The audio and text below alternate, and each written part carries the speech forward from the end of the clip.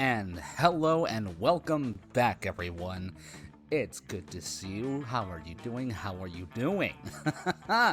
Oh, man. First, I want to apologize for yesterday. I canceled pretty last minute. By last minute, I mean like 30 minutes after it was supposed to have started.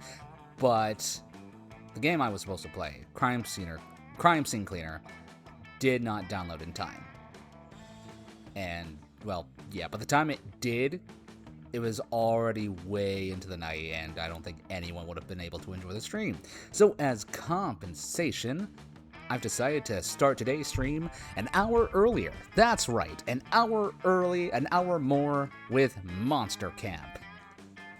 Please, keep my voice in your prayers tonight, because, oh boy, Monster Camp always does a doozy, but it's always fun to do. Now, without further ado, let's go ahead and get this thing up. No, wrong one. This one. There we go. Just gonna go ahead and mosey on over down to the quarter here. And, okay. I'm comfy. You can all just pretend I'm sitting in a chair right now.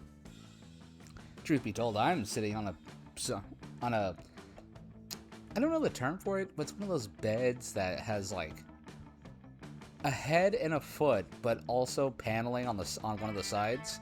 It's got drawers underneath it. It's actually really nice. It feels enclosed. I like it. Got one of those, and I got one of those big wrap-around full-body pillows to act as, like, you know, like almost like a pseudo chair. I'm comfy, is what I'm trying to say.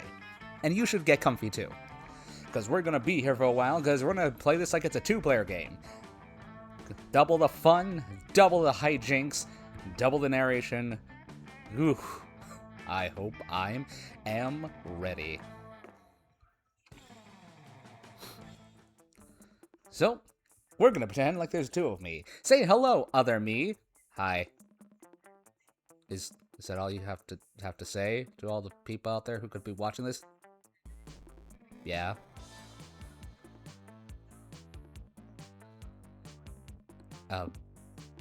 Okay. I guess he's not much of a talker. Shut the you know what? This bit's getting weird now. Alright. We're gonna do a full game. That's right. Full game it. Camp Spooky. The stage of some of our dearest summers. Back then, we were young and unafraid.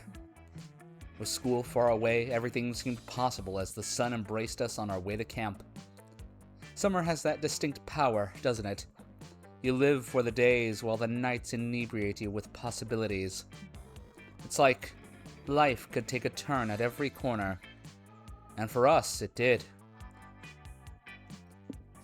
Well, now we get to choose two. Well, first of all, I'm always gonna pick Vicky, alright? That's just a given. Vicky is the best one, and I will hear no slander. And Vicky will have, on her journey, some marshmallows. I like that. Let's see. Philosopher's Stone growing kit, recorder, tardigrade plushie, uranium lipstick. You know what? Hell yeah. You kidding?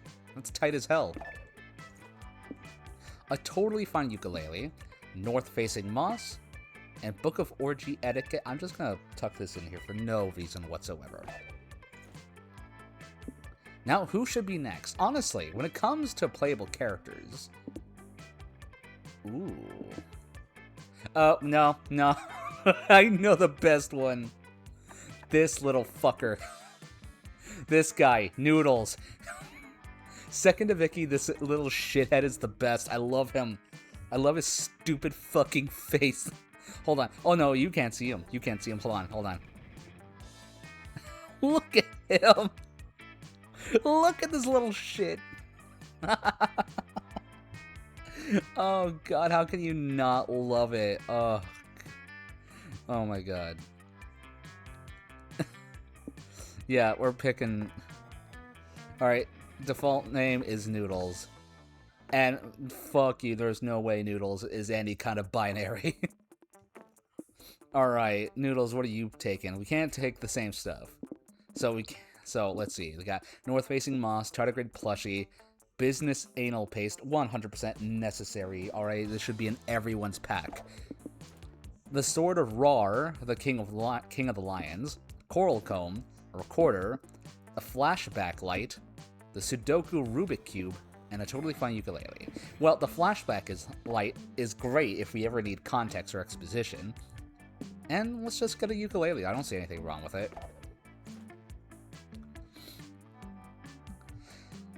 One might say that the Monster Prom had hardened us on the highs and lows of love.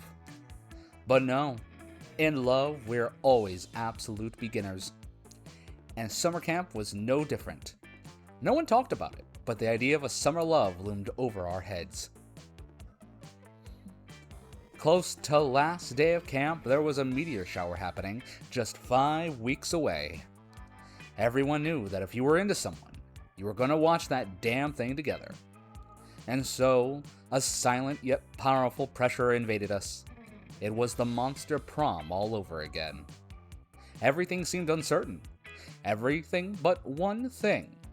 Whoever we were asking on a meteor shower date, it was probably going to be one of the 6 coolest people on that bus.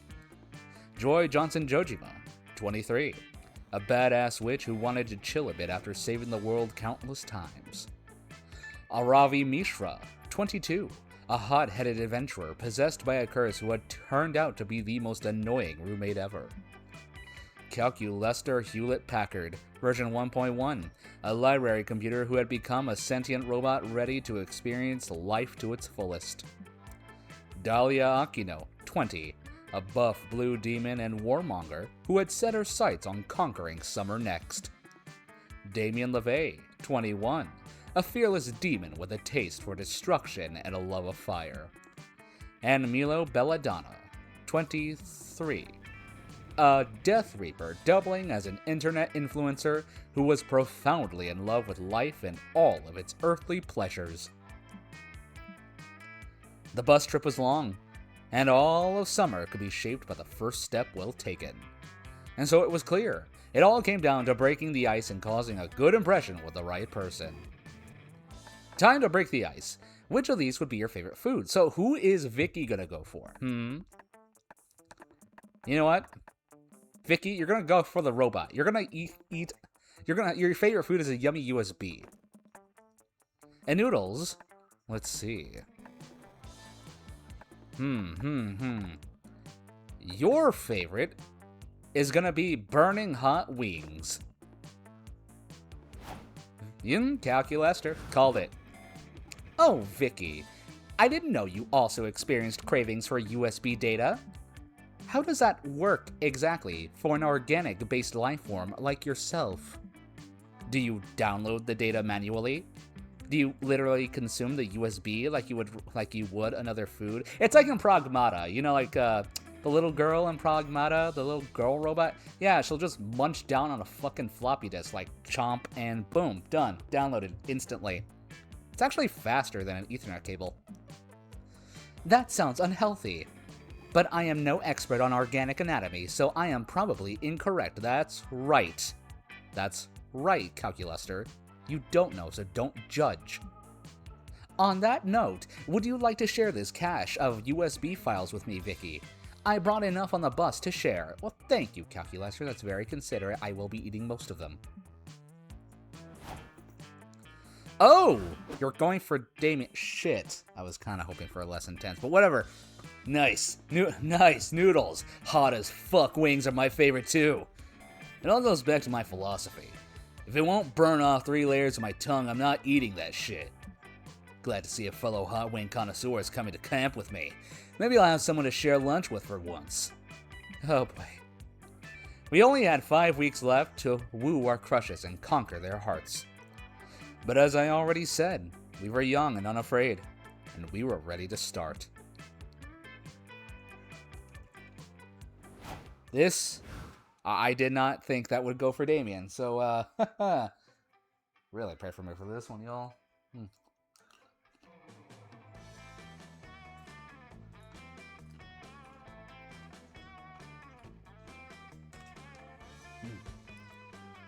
Gotta drink up first.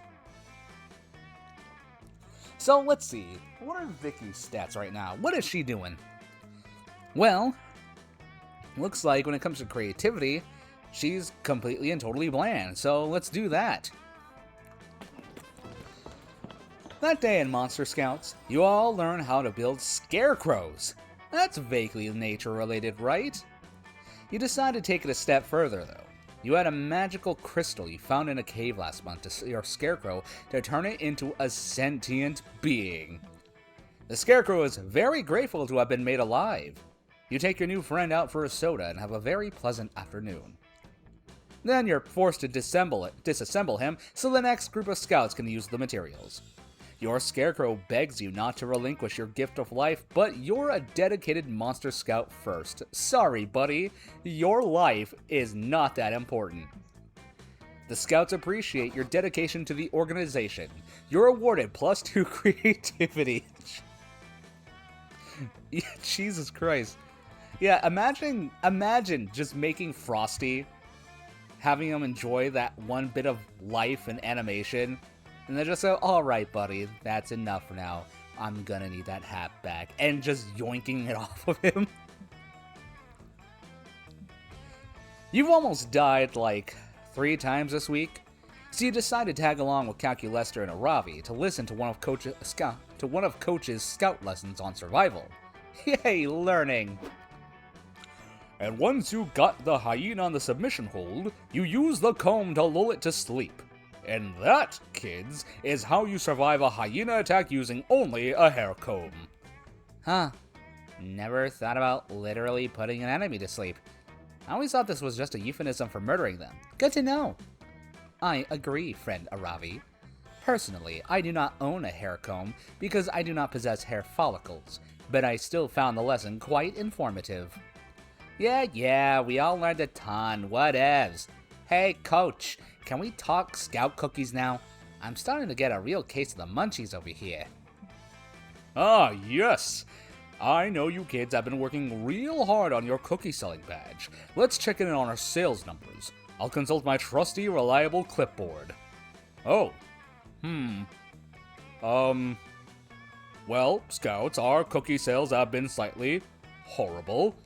Seems that our entire troop has sold 1 box of cookies. Total. Oh dear. That is far below historical average sales trends for a troop of our size. Coach, does this mean that you are no longer proud of us? What? Of course not. I am always proud of you, Scouts. And hey, it's not over yet. You kids are smart. You'll figure out some way to get those cookies selling. I believe in you. Wow. I have been sufficiently motivated by Coach's positive attitude, and now I wish to sell the maximum possible amount of Scout cookies. Friends, will you assist me? I'm in. It's a good test of our abilities. If we're ever gonna run a successful food truck together, we better be able to sell a few cookies, right? Whoa, you guys! Creative genius moment. Remember that other day when we were talking about potential mascots for the food truck? What if we got a cookie mascot to help sales? All the coolest food brands have mascots. Cheetos has chested cheetah, M&M's has the horny green M&M, Yoplait has Yogano, the evil yogurt demon. I am not familiar with Yogano, but I really wish I was. What a helpful suggestion. I am reviewing my memory logs from our brainstorming session last week. It seems that our best mascot idea was Foodie, the food truck ghost, and yes, that is an A-tier mascot, 100%. The mascot would be pretty kick-ass, but I don't think Foodie is a good fit for Scout cookies. Any other ideas for a mascot? Sadly, I do not have any other ideas. I am attempted to search the internet for the keyword mascot, but 97% of the image results were classified as pornographic.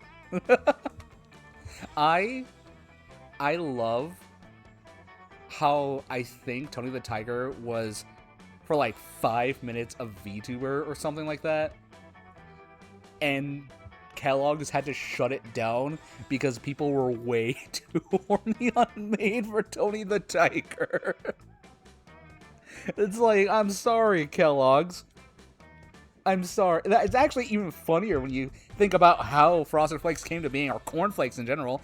Yeah, the guy who made them was like some ultra puritanical Christian, and the kind who thought, enjoying one's own body was too sinful an act. So he legit made up cornflakes because he thought the flavor and experience of eating them was so dull and boring, it would legit lead to people not even wanting to do that to themselves. That was like the whole end goal there.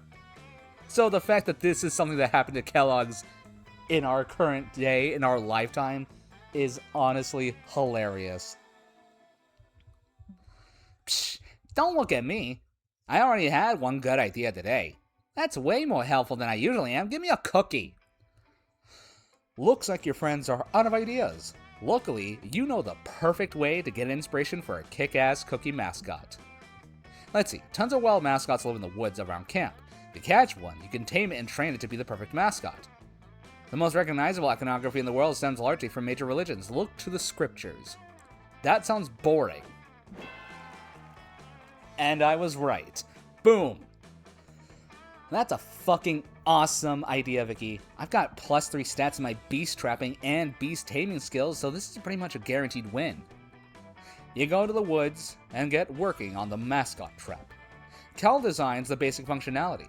Aravi handles the carpentry, and you are completely useless.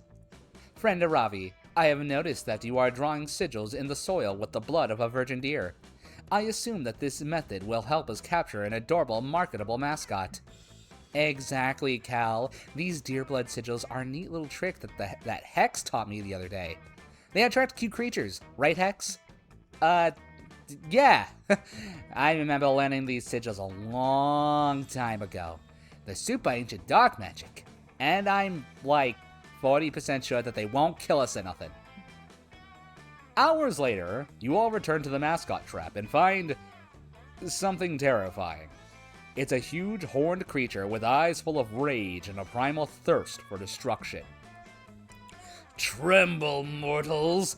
The creature shrieks. I am Phaedralt, the ancient heathen deity. Bow before me. All mortals shall bow before Phaedralt. Oh, yeah. These sigils are actually meant to summon Phaedralt for the righteous destruction of Earth. Shit, totally my bad, you guys. Oh, LOL, am I right? Do not worry, Hex. It is common for non-robotic beings to make errors. Personally, I think human error can be quite endearing. Holy shit, Hex.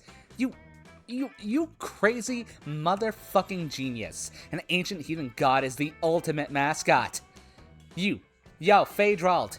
You gonna help us sell these Monster Scout cookies, or do I need to beat your ass? Either way, I'm getting a fuck ton of experience points out of this. Sell cookies, did you say? Do you have any idea to whom you speak, mortal?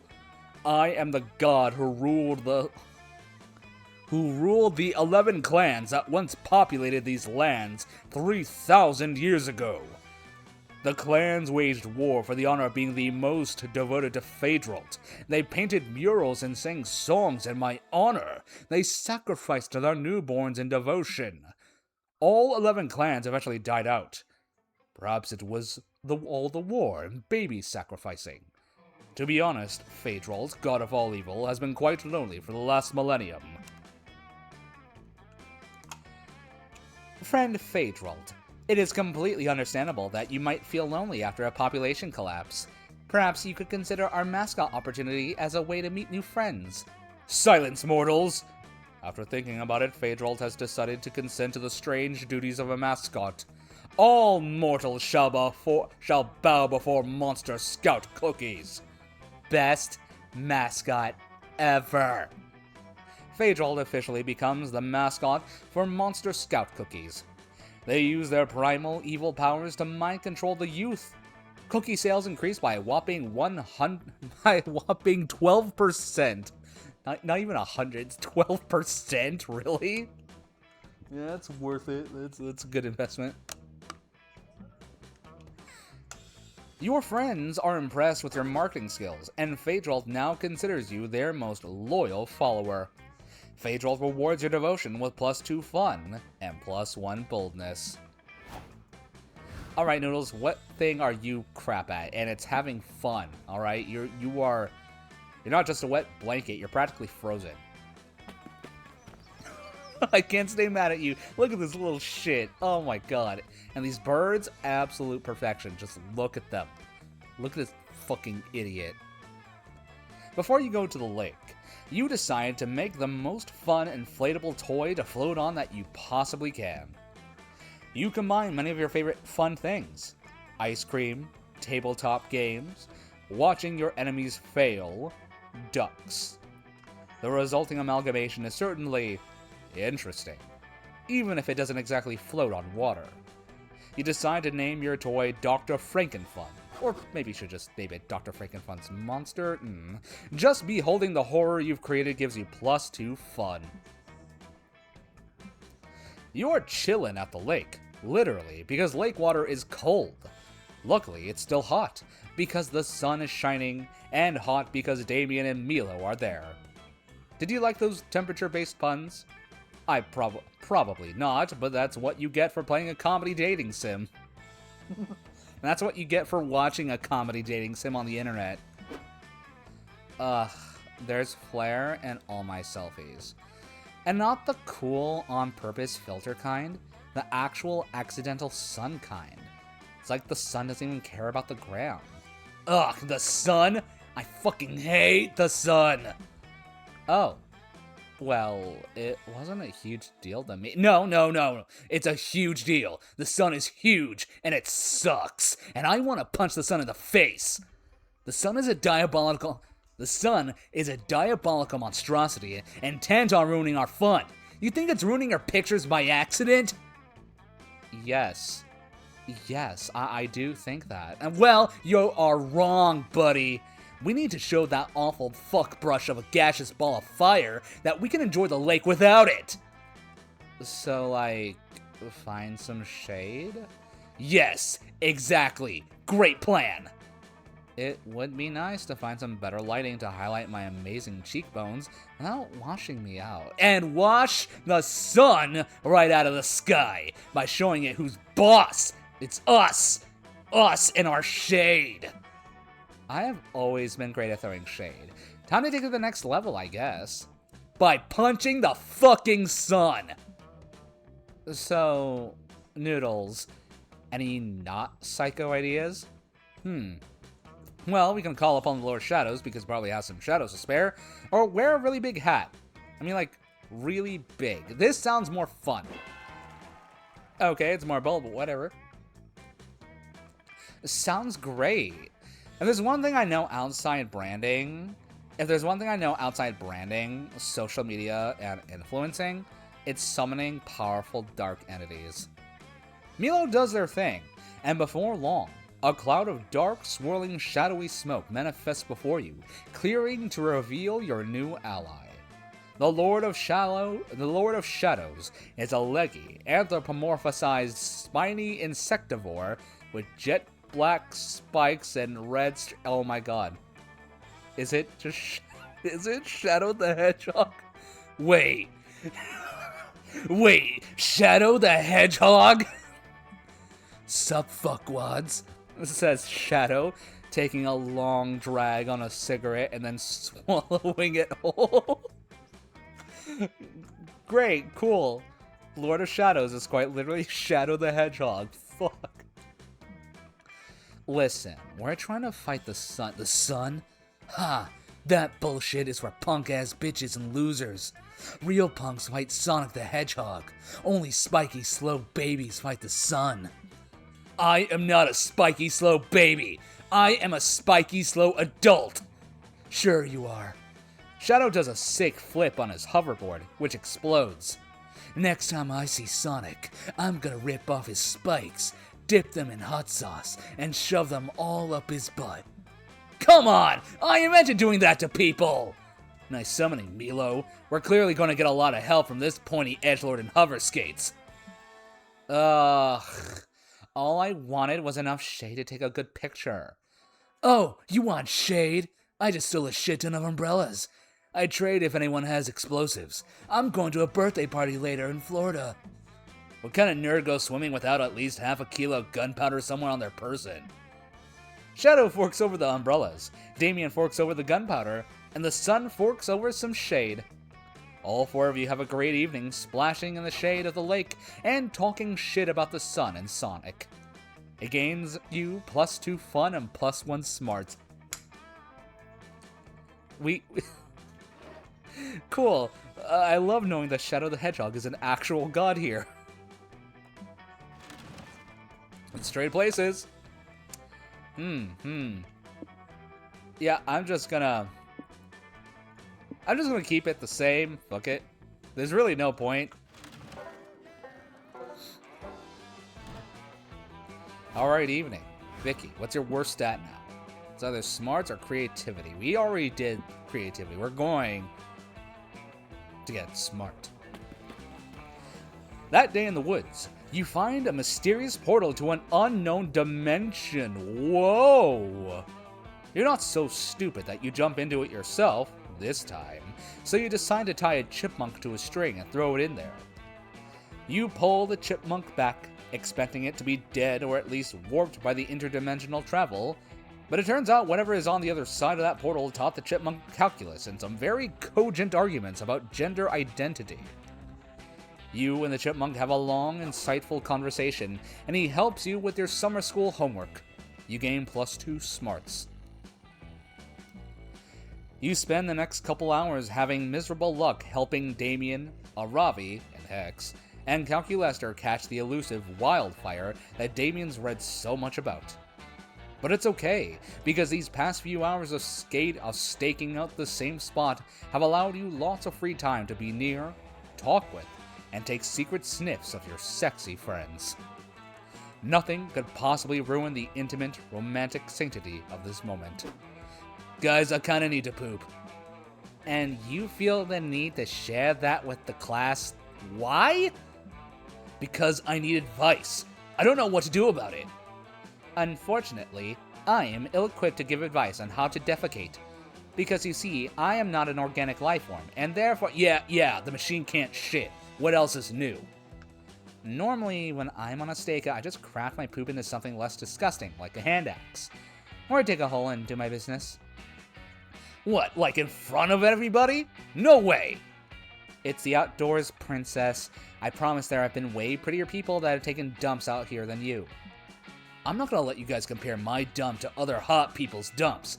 That's also way too much pressure. Hex, any ideas? Well, normally I just poop nightmares into Aravi's dreams. Have you tried that? What? Is this why I only get night terrors when you eat Taco Bell? None of this is helping me. And if I don't shit right now, I'm gonna get really irritating. Input, snarky expression of surprise that you could possibly get more irritating. Clearly, Damien is shy about pooping in the wilderness. Ugh. This is an all-new experience for him. Can you ease his mind so he can shit as the bears do? Let's see. We can convince Damien that this is not the woods, just the designer bathrooms of a very expensive modern restaurant, or convince Damien to imagine that he's not pooping, but doing something far more beautiful, such as giving birth. That sounds fucking weird, no. What the fuck? Fine, whatever. Wait, really? Are you sure? Like, if this were a restaurant, wouldn't we have gotten something to eat by now? Wait a damn minute! If I'm in the bathroom right now, why the flaming fuck did you pervs follow me in here? I am certainly not a perv. An unfeeling robot like me would have nothing to gain by seeing your organic form naked. Also, I forgot this was a bathroom. My apologies.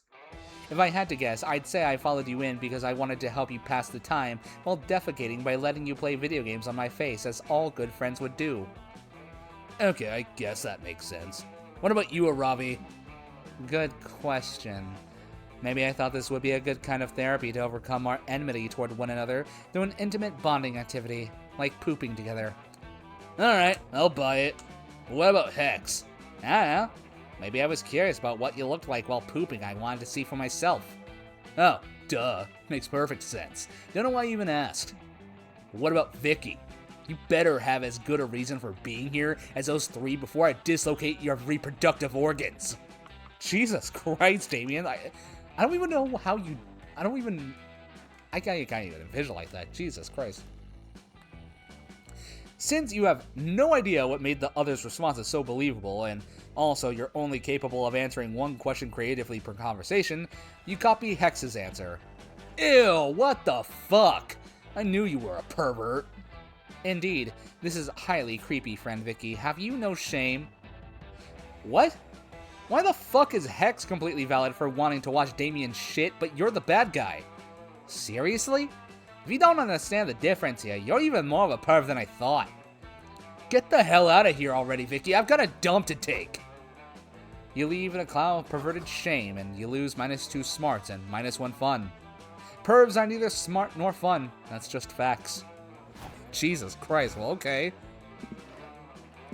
Like, in what way did that fuck... Oh, okay, still not bad. Not great, but not bad. Now, Noodles, I'm not even sure how, but we're gonna make you more charming.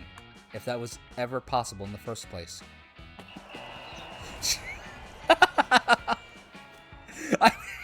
Look at that fucking face. Look at it. It's fucking perfect. Another day at Camp Dome, another day trying to survive a deadly battle royale game. You managed to murder 10 people in 20 minutes. What a feat. The audience roars. This will certainly give you a lot of boldness. But wait, the Camp Dome shouldn't make you gain boldness, but charm! Even if that doesn't make sense, you want charm. Think quickly and make a fancy hat out of the guts out of a corpse. The audience is wowed and grants you +2 charm. Much better. Afterwards, everybody begins a rousing game of paintball, except the paintballs are actually bullets. Jesus Christ. You, unfortunately, were taken out of the game for being a conscientious objector. That's a different word for coward. No, I'm just kidding. Even more unfortunately, the 2 players you'd most like to hump are currently arguing behind a bullet-riddled paintball bunker. Don't tell me how to live my life. If I want to hold my gun this way when I shoot it, that's my business and no one else's. But holding it sideways completely defeats the purpose of lining up the sights of your shot. It's suboptimal. Don't listen to Aravi, alright? Holding your gun sideways is the only way to do it, 100% of the time. But when I hold it sideways, I look like a gangster. You're gonna look dead in a minute if you don't cover me right now. You wouldn't need to be covered if you didn't bring a fucking crossbow to a gunfight. Hate all you want, Damien, but there's no disadvantage to shooting a crossbow sideways. It's very true, none at all. At least, no more of a disadvantage than having brought a crossbow to a gunfight in the first place. Rad, thanks Hex. You accursed objects always have the best suggestions. No one is listening to you as you conscientiously object to Damien swapping out his gun for Aravi's bonus crossbow. Well, at least there's no way this could possibly get worse. No, but there is a way it can get better. Don't give up, guys. 4, 3, 2, 1. Crossbows are better than guns. Cut the chanting, mongrel. You're giving away our position. Why the fuck are you cheerleading anyway, Scott? We could use your guns in this gunfight. I decided to sit this game out, partly because I'm not anybody's primary love interest right now, and therefore I have no reason to be in a hilariously dangerous situation. But also because I'd rather cheerlead. Guns aren't nice, but cheerleading is nice, so cheerleading your gun friend is nice. Well, hey, you know what would be even nicer? Not selling us out to the enemy team by shouting where we are. Oh, you want me to throw them off? Okay, bad guys, listen loud and clear. Damien and Ravi are not here. Nice work, bud. Nice work, bud. What would we do without ya? Hex may live for the chaos, but you'd rather Damien and Ravi not get shot. There's no way you're gonna talk Scott out of cheerleading once he's into it, but maybe there's a way to actually make him useful. Let's see. Make up a cheer that's actually extremely cogent argument for gun control, or Kevlar pom-poms. I like this one. Hell yeah. What the hell are you talking about? Where are we gonna get Kevlar pom-poms? Noodles, why do you have Kevlar pom-poms? Look, There's no time to explain who did and who didn't happen to have a cheerleader kink and a Kevlar underwear kink at the same time right now. We weren't talking about that at all. You don't have to voice every thought you've ever had aloud, you know? Didn't you hear, Noodles? They said we have no time to discuss this right now. Scott, get to cheerleading. Hooray! I'm helping. Go team! Don't get shot. Drop that Kevlar like it's hot. Give me a K. Give me a B. Give me a V-A-L. Give me a V-L-A-R. Kevlar team is an all-star. Scott's cheers are mediocre at best, but the important thing is that the Kevlar is blocking the enemy team's bullets so that Damien and Ravi can get within range of them. Okay, line up my shot, go with the poison-tipped arrow, pull back the— fuck that noise, eat Kevlar, dick toes! Damien successfully bashes in the enemy teammate's skull with a Kevlar pom-pom, which is surprisingly effective because they weigh like 30 pounds each. Oh, well, brute force works too. Fuck yeah, you and your friends break many an eye socket with your Kevlar pom-poms, and throwing them around also makes you guys super buff. You gain +2 boldness and +1 fun. We're not trading places. Alright, that's just not happening. I'm skipping that. There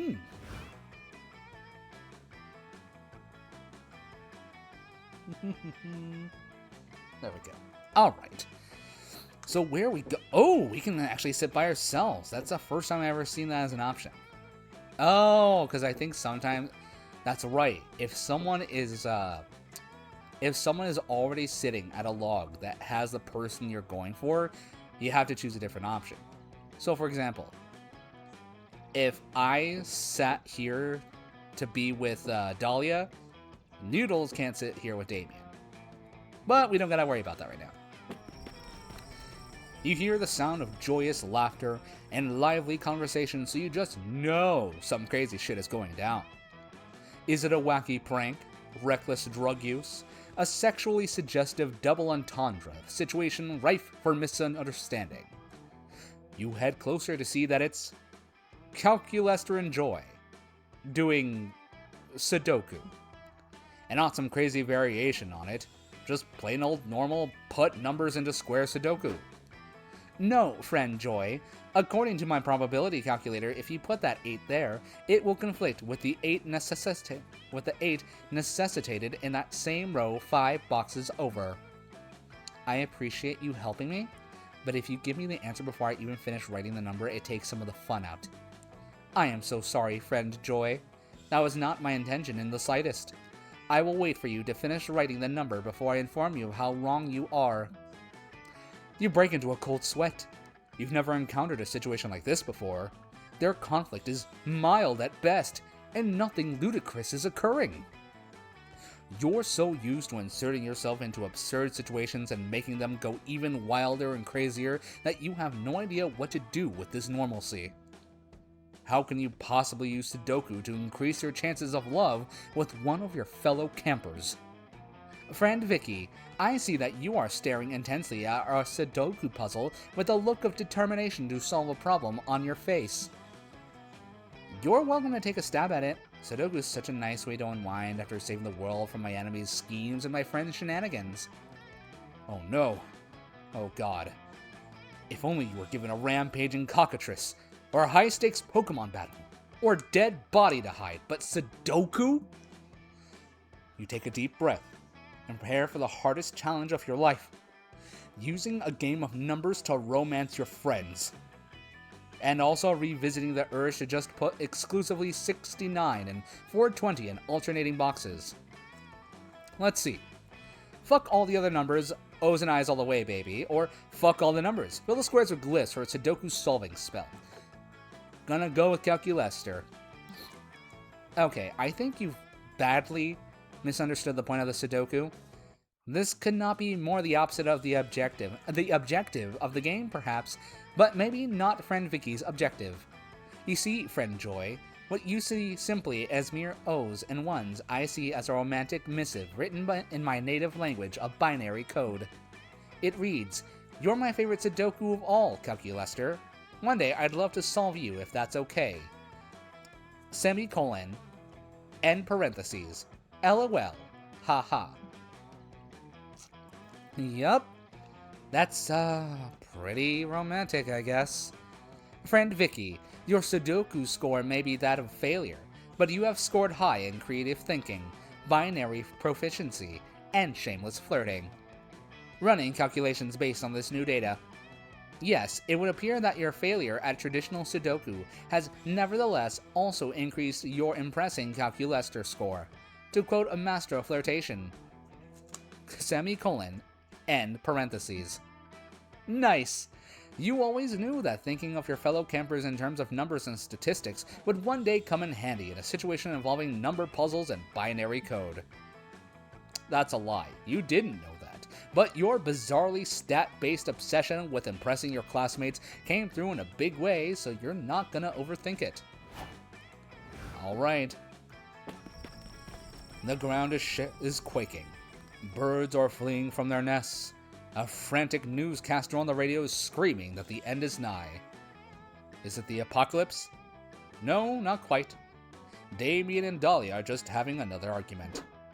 8, 9, 10. Ha! I lit the campfire 10 times, and you said I couldn't.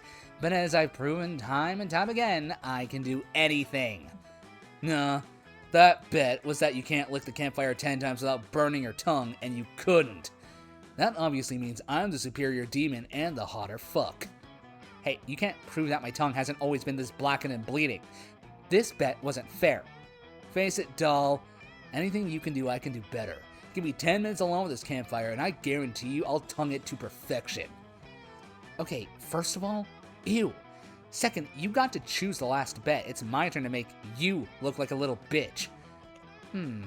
Oh! I bet you can't stab your hand 60 times without screaming. We did that one last night. Still have the knife sticking out on my palm, stupid. Oh, right. I thought that was just a weird new piercing. Who says it isn't? Wait, I've got it. You can't fit 12 whole giant marshmallows in your mouth. No way you're getting out of this one, you little red weenie. Fuck you. Yes, I can. You have no idea what I can fit in my mouth. You have no idea. Well, these two are set on this bet. Why not make it a little more interesting? What's something you could get them to wager on this marshmallow challenge? Damien wins, he gets 100 of Dahlia's soldiers. And later he can challenge Dahlia to fit all of them in her mouth. Or if Dahlia wins, she gets to write down a law of her own for the 8th circle of hell. This one. Hell. 300 years in the future, late one winter's night, an innkeeper finds herself up late serving the mysterious weary traveler who stumbled in a few hours ago. Oh, hello, innkeeper. I really dig the innkeeper. I love the horns for eyes shtick. Here you go, sir. Another mug of fresh coffee. But I have to ask, why are you still awake? It's nearly midnight. Aye, true. But I must be awake at dawn if I want to continue my journey. It could be much easier to stay up through the night, though I do grow exhausted. Is that so? Well, there's an old story my grandfather told me that would keep me awake for weeks. Let's see if it works for you. It was a dark summer's night when two ancient demons, one a sumptuous prince, the other a monstrous war lady, were engaged in a spirited trade. The war lady offered the prince 100 of her most loyal soldiers, men and women who had spent their lives bathed in blood and honor, as a show of good faith for a bet. However, when the evil prince acquired these heroic soldiers, he instead convinced the war lady to eat them all in one enormous sticky gulp. How ghastly! Were there any survivors? None. When the scene was found later, all that remained were their uniforms covered in blood and grime, and a note which said, "Eat up, you blue fuckface." What a terrifying letter! Surely such a horrible story can't be true. Yes, perhaps it is just an old wives' tale, but I still sometimes wake up from nightmares, hearing the war lady's beastly chewing and the prince's cackle on the breeze. Meanwhile, in the present, 10, 11, 12. Holy crap, he really did it. I fucking told you fucking fuck. Dude, spit out the marshmallow. Dude, spit the marshmallows out. We can't understand anything you're saying. Okay, to recap, I fucking told you, you fucking fucks. I did it. That's what I said. Now, hand over those soldiers, Dahlia. Time for you to get a taste of military food. And you still think Damien's smoking hot, even with globs of gooey chewed up marshmallow on his lips. Young love. So reckless. So stupid. I am not changing anyone's places. There's no point.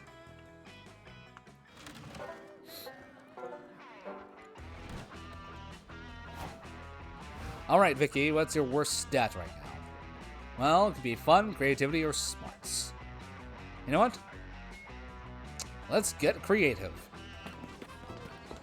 That day, there's a guest speaker at the Monster Scout HQ. She's a were-eagle Monster Scout here to tell you all about advancing through the levels. Her speech is surprisingly interesting. She started out at Camp Spooky, just like you, and worked super hard to earn every single badge. She also hints at some possible foul play, including her murdering a higher-level scout and wearing her skin as a disguise in order to advance through the ranks. Sure is inspiring. You're too busy flirting with your friends to dedicate that kind of time to Monster Scouts, but still, her speech instills you with +2 creativity. You spot Calculester tending to his ant farm. He's so cute when he's manipulating the lives of thousands of organic life forms. Hello, friend Vicky. Perhaps your visit will bring joy to my ants. No. I don't understand. Organic beings are supposed to love social contact, but these ants seem quite antisocial. I even tried introducing them to hugging, but it mostly just killed them. Perhaps we can sing them songs about friendship. I believe it's easier to learn lessons through song. Dramatic entrance! That was my dramatic entrance. Are you impressed? It was certainly dramatic. Thank you. I've been practicing. Anyway, are you ready for our ant battle? I do not recall agreeing to such a thing. Really? I could have sworn I was staring intensely at you earlier when my internal monologue insisted that my ants must defeat your ants. You stared back with such unblinking intensity that I knew you must be thinking the same thing. Friend Dahlia, I never blink. It is because I do not have eyes. Then it's settled. Our ants will engage in glorious combat. Watch out though, I've been training my ants tirelessly to defeat you. Look how buff they've become. Dahlia unveils her ant farm. It's full of Asian longhorned beetles. Train hard, Calculester. Next time we meet, I'm gonna go easy on you. Oh dear. I never agreed to this fight, and my ants are severely outmatched, yet somehow I feel duty-bound to participate in this contest. Please, Vicky, help me find a way to save my ants from certain death at the hands of Dahlia's beetles. Let's see. Don't engage them in direct combat. Challenge them to a space race. It worked during the Cold War, it'll work for an ant war. Or use your diplomatic skills to show the ants and beetles their true enemy. The warlike Dahlia. There we go. That's just the right amount of charm for that. You can do this. You once did diplomacy with some spiders in high school. Ants and beetles are nothing. You manage to distract Dahlia by telling her there's a tree in the forest that she hasn't punched yet, and are soon face to face with the beetle's president. You tell him the same thing you told the ant's queen. The real enemy isn't other insects. It's the cruel dictator who's forcing them to fight their formic... Ooh. Oh, God. Forcing them to fight their formic brethren. You're not sure whether you've gotten through to them, because beetles can't speak or understand language, but a few days later, it's time to put your diplomacy to the test. Alright, you scrubs, it's time for us to see who the real ants are. If that's all you wanted to figure out, the answer is clearly my ants, because your ants are beetles. Your propaganda has no effect on me, Calculester. Have at you! Wait, what's happening? The ants aren't fighting each other. They're fighting me! Sure enough, both Calculester's ants and Dahlia's beetles have spilled out of their terrariums and are crawling all over Dahlia. Ah, Vicky, you tricked me! I should have trained my ants not to betray me. No, it can't be. How can I allow myself to be bested this way? I must fight on. I must prevail. Friend Dahlia, it is only some insects crawling on your body. Perhaps you are so weak that even some puny insects can defeat me? Indeed, I am ashamed.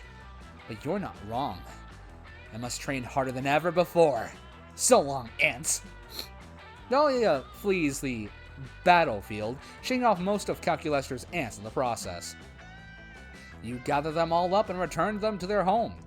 They had a stressful day, so you let them ruin a picnic you were planning to have with Cal. Nice! You gain +2 fun and +1 charm. Noodles, alright, Noodles, what are you terrible at? Not a whole lot, actually. Well, so let's see. Let's let you get smart for once. While you're hiking through the woods, you accidentally step on a pile of leaves covering a massive hole. Also, fucking, look at this fuck-ass bear. Just look at this shit. It's amazing. Oh, God. It was a trap. An evil goblin hunter. Is it a goblin who hunts or someone who hunts goblins? You'll never know. Appears. They were the one who put the trap in there. This is it. You're done. You get ready to embrace death. But the goblin hunter only set the trap to get someone to help them do their math homework. They'll only let you leave if you help them. You don't have any other option here. It's a bit boring, but you actually learn some useful calculus. You gain +2 smarts. You hear the unmistakable sound of Damien yelling obscenities. You can't help but go to see what's happening. For the last time, you fucking animals, I'm not cheating. I'm just good at poker. The fucking animals Damien is addressing are 3 actual wolves he seems to have put playing cards in front of. They're all growling at Damien. Oh, good, Noodles, you're here. Maybe you can help explain to these wolves that I'm not a cheater? Coach said wolves were like the mafia of the forest, so naturally I went and found some to play poker with. But they're total scrubs and I've been taking their money all day. Damien gestures at a miscellaneous pile of poker chips, animal bones, and bits of meat by his feet. The growling intensifies.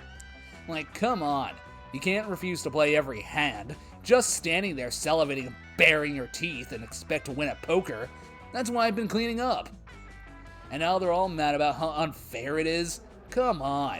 I've been trying to talk sense to them by screaming in their faces and calling them poor sports, but it's not working. You're pretty sure the wolves are mad because they're wolves that Damien has been throwing playing cards at for about an hour. Tell him he should probably stop. Oh, I see what's going on here. You're in league with the wolves. You're trying to pull me out of the game right when I'm on a hot streak. Well, fuck off. I don't want to. Like the old song says, you gotta know when to hold them and when to fucking dunk on some nerds. Damien, I love your dialogue. The wolves are inching closer. If you don't figure out a way to get Damien out of here, they're about to go all in on his jugular. Think fast. Oh. I'm all plugged up. Ugh, gross. Let's see. Teach Damien to read the wolves' tells. Hopefully, then, he'll realize they're all about to maul his face. Or, wolves are morally opposed to gambling. Suggest letting them choose something else to play, so Damien can beat them at their own game. Nah, I've gotta teach them the tells. Gotta learn how to play poker right. Using your years of experience as an FBI wolf profiler, you educate Damien on the finer points of lupine psychology. Damien's eyes widen as he perceives things that were hitherto invisible. Whoa, that wolf on the left is salivating, licking his chops. He clearly wants to maul my face. That wolf in the middle seems to have made a crude diagram of me getting mauled by 3 wolves. He probably also wants to maul my face. And the wolf on the right, she's twitching her nose, keeping one paw on top of her cards. Oh my god, I think she has a royal flush. I am not losing all my money to a wolf with a lucky draw. I'm out of here. Damien throws his cards in the wolf's eyes, scoops up his winnings, and flees. The first two wolves give chase, but they're no match for Damien's strategy of constantly throwing knives behind him as he runs. The third wolf doesn't follow you at all. Back in the clearing, she sadly turns over her royal flush. Her luck was finally starting to change. As a way of thanking you, Damien gives you half the meat and bones he won. It's not exactly the kind of bone you wish you were sharing with him, but you still gain +2 fun and +1 smarts.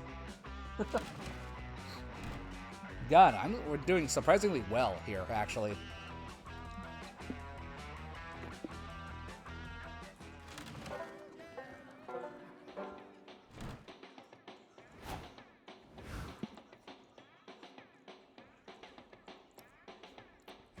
Okay, Vicky, you are dumb.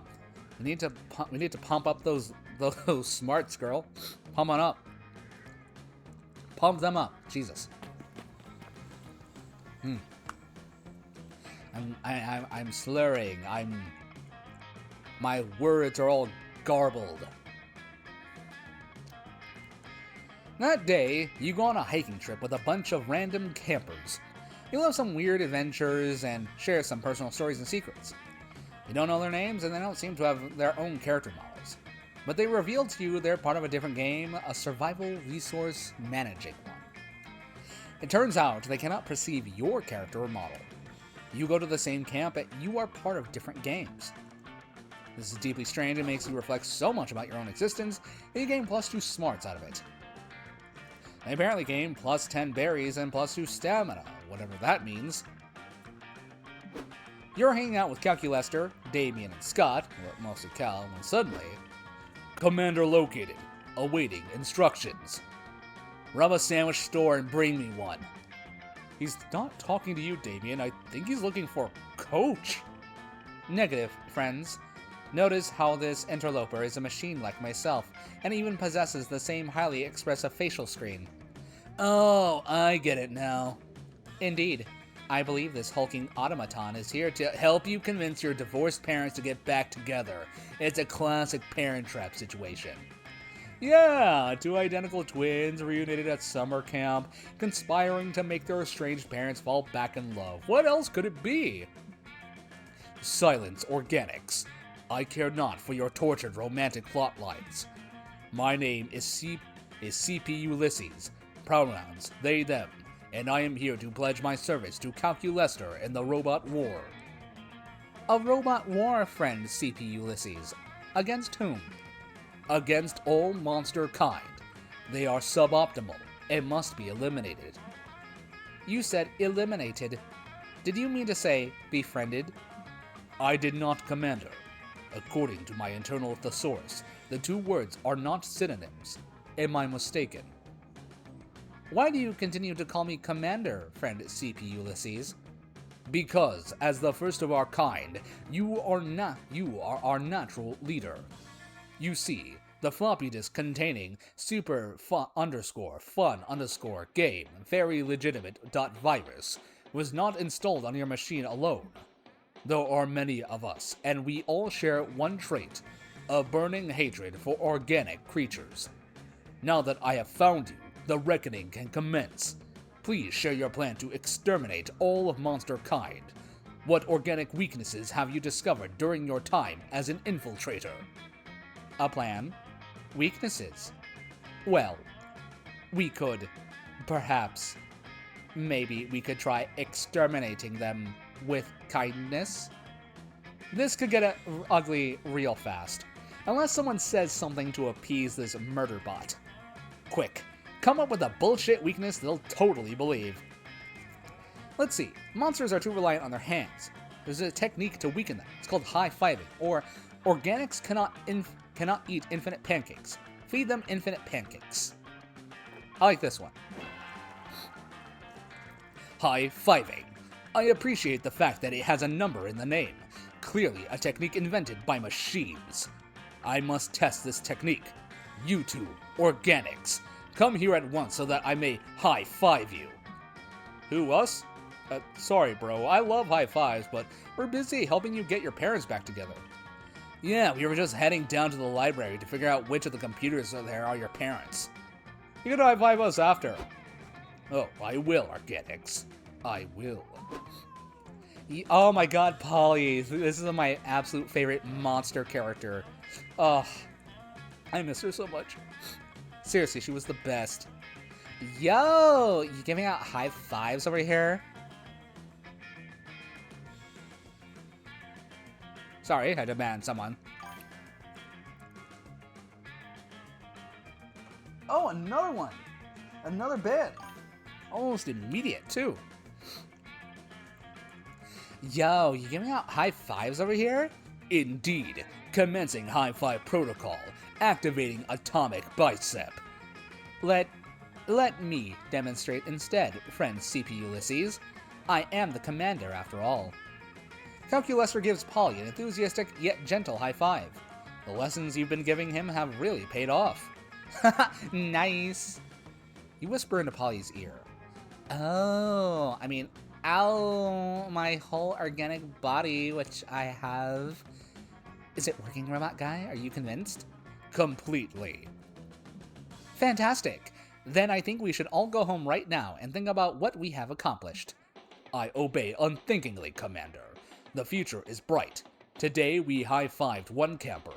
Tomorrow, all of monster kind. Yes, good, fun, goodbye. Well, I got rid of CP Ulysses for now, but you have a feeling they'll be back. For the moment, though, you gain +2 fun and +1 charm. Alright, where do we go now? What is your worst stat? Is that the creativity or charm? I guess we could bump up your creativity, Noodles. Beautiful pot, Noodles. Looks great. Spend all day trying to learn how to use the North Star to know your location and never get lost. It's a fierce challenge and everyone gets, like, super lost. You say, fuck it, and try to text the North Star to ask for directions. Maybe no one ever asked. Of course, this achieves nothing.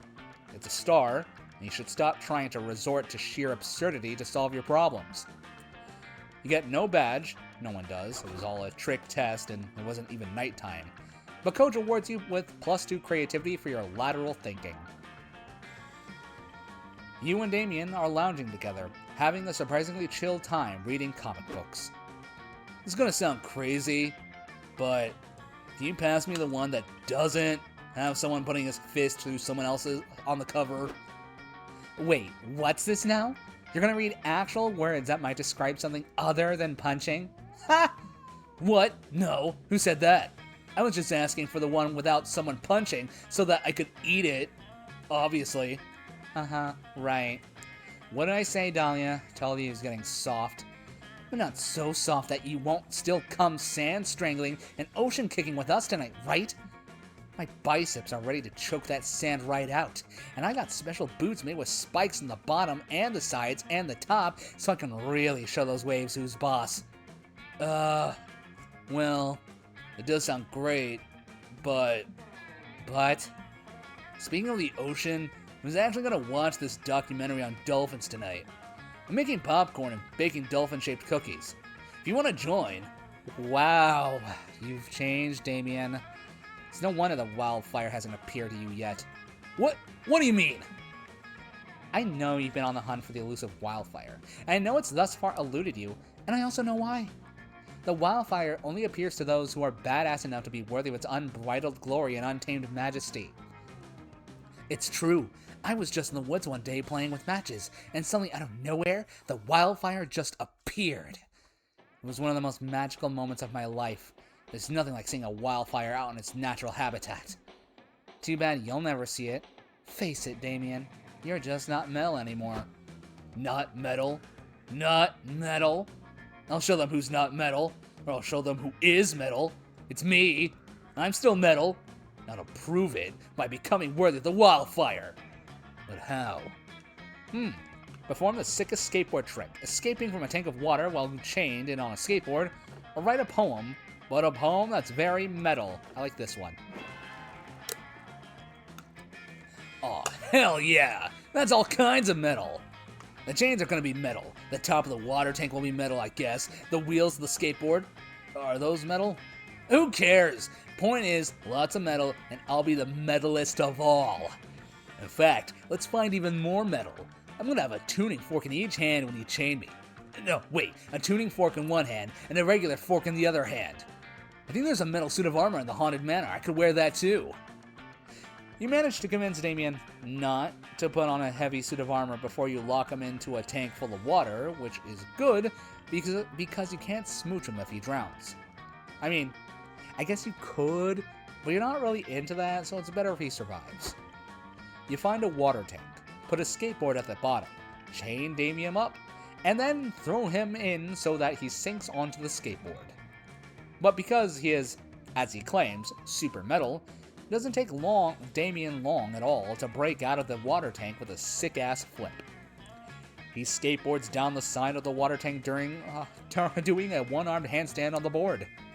He does a double somersault in the air, hitting the tuning fork with a regular fork to create a beautiful and magical pitch as he lands right side up on the skateboard. Fuck! Fucking yeah! Wildfire, come at me, bro! Silly Damien, you can't call the wildfire. It appears to when you're worthy, which you're not. Yes, I am. I just did the sickest and most metalist skateboard trick ever. I mean, I didn't see it. If a demon does a sick-ass kickflip in the woods, but nobody is there to see it, was it still metal as fuck? Obviously, yes. Obviously not, or the wildfire would have appeared. Noodles saw it. Ask them. Oh, Damien. We all know Noodles is a thirsty bitch who would say anything to get attention from you. Dahlia's right. You are a thirsty bitch, Noodles. But you're a thirsty bitch who helped me out today, and I appreciate it. Let's try again sometime soon. I know next time we can get that wildfire to show itself for real. You're not sure that the mystical wildfire actually works. But hey, if Damien wants to hang with you more, you're not going to stop him. You gain +2 fun and +1 charm. Oh, we're doing surprisingly well this run. Am I kind of jinxing myself because I think the outcome would be funny? A little bit. See, this is one of those moments I tell you. Only either Vicky or Noodles goes to this one. Alright?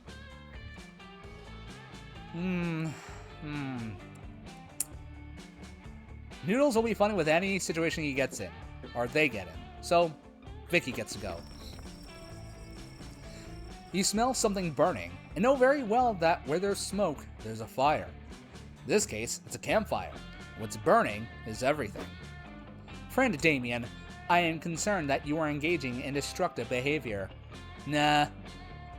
Damien throws a shoe onto the campfire, which crackles and flares up. Makes some notes in a notebook he's carrying. Oh, sup, Vicky? Wanna get in on some sweet research? Friend Vicky, my own research has led me to the hypothesis that Damien is merely using science as a pretense for arson. What? No. This is super legitimate research. See? I'm even taking notes. Damien takes a pillow and throws it into the fire. But friend Damien, all you are writing is, shoe, it burns. Pillow, it burns. A Ravi's diary, it burns. Yes? What's your point? Those two are definitely not going to see eye to eye on matters of fire. Research. Not without you chiming in, that is. Let's see. Calculester, remember, every item Damien burns is an item that can't fall into the hands of some truly villainous person for truly villainous reasons. Damien is preventing crime, or, wow, Damien burning stuff, so original. Damien, why don't you do some research on what defines you beyond arson? Get some layers, my dude. I guess this one. What? No. What? No, I'm very multifaceted. Just last week, I put on a really received production of Macbeth. Exclusively starring Molotov cocktails, but I also enjoyed a really nice trip to the museum. But when I went to give them my ticket, it somehow turned into a Molotov cocktail, and then that Molotov cocktail got thrown at dinosaur bones, and then the dinosaur bones burned down and set the taxidermied animals on fire. Also, it's possible I just did arson at a museum and then forgot about it. You see, friend Damien, friend Vicky has a point. A quick internal search shows that your previous shenanigans have included burning down the school library and burning down a restaurant and a movie theater in the same night. Even your quest to punch the sun could, in some ways, be considered fire-related, given the nature of the sun itself. A scan of the internet shows that there are forums in which it is discussed that your entire arson shtick is getting old. However, I have no desire to engage in criticism without being constructive, so I simultaneously researched a more precise list of activities to make you multi-dimensional and/or likable. My calculations show your reputation would improve if you spent more time working on your makeup skills, bonding with your dads, and being shirtless. Perhaps you should try those. No. I'm not. You can't just call someone out like that. You made me so vulnerable now. Yes, your vulnerability is what people want to see more of. Also, your abs. Well, I just... Ugh. We seem to have been successful. I am certain he has stormed off to practice his smoky eye and do sit-ups. Hooray! Also, yeah, this comes up every now and then, but Damien is canonically a drag queen. Perhaps I should take some of my own advice and do something wildly out of character. Like, kill someone. I support that wholeheartedly, Calculester. No, I would never. Perhaps I should just stick to taking care of my plants and taking care of my friends. Would you like to spend a lovely evening by the campfire, burning nothing but marshmallows? You would, and you do.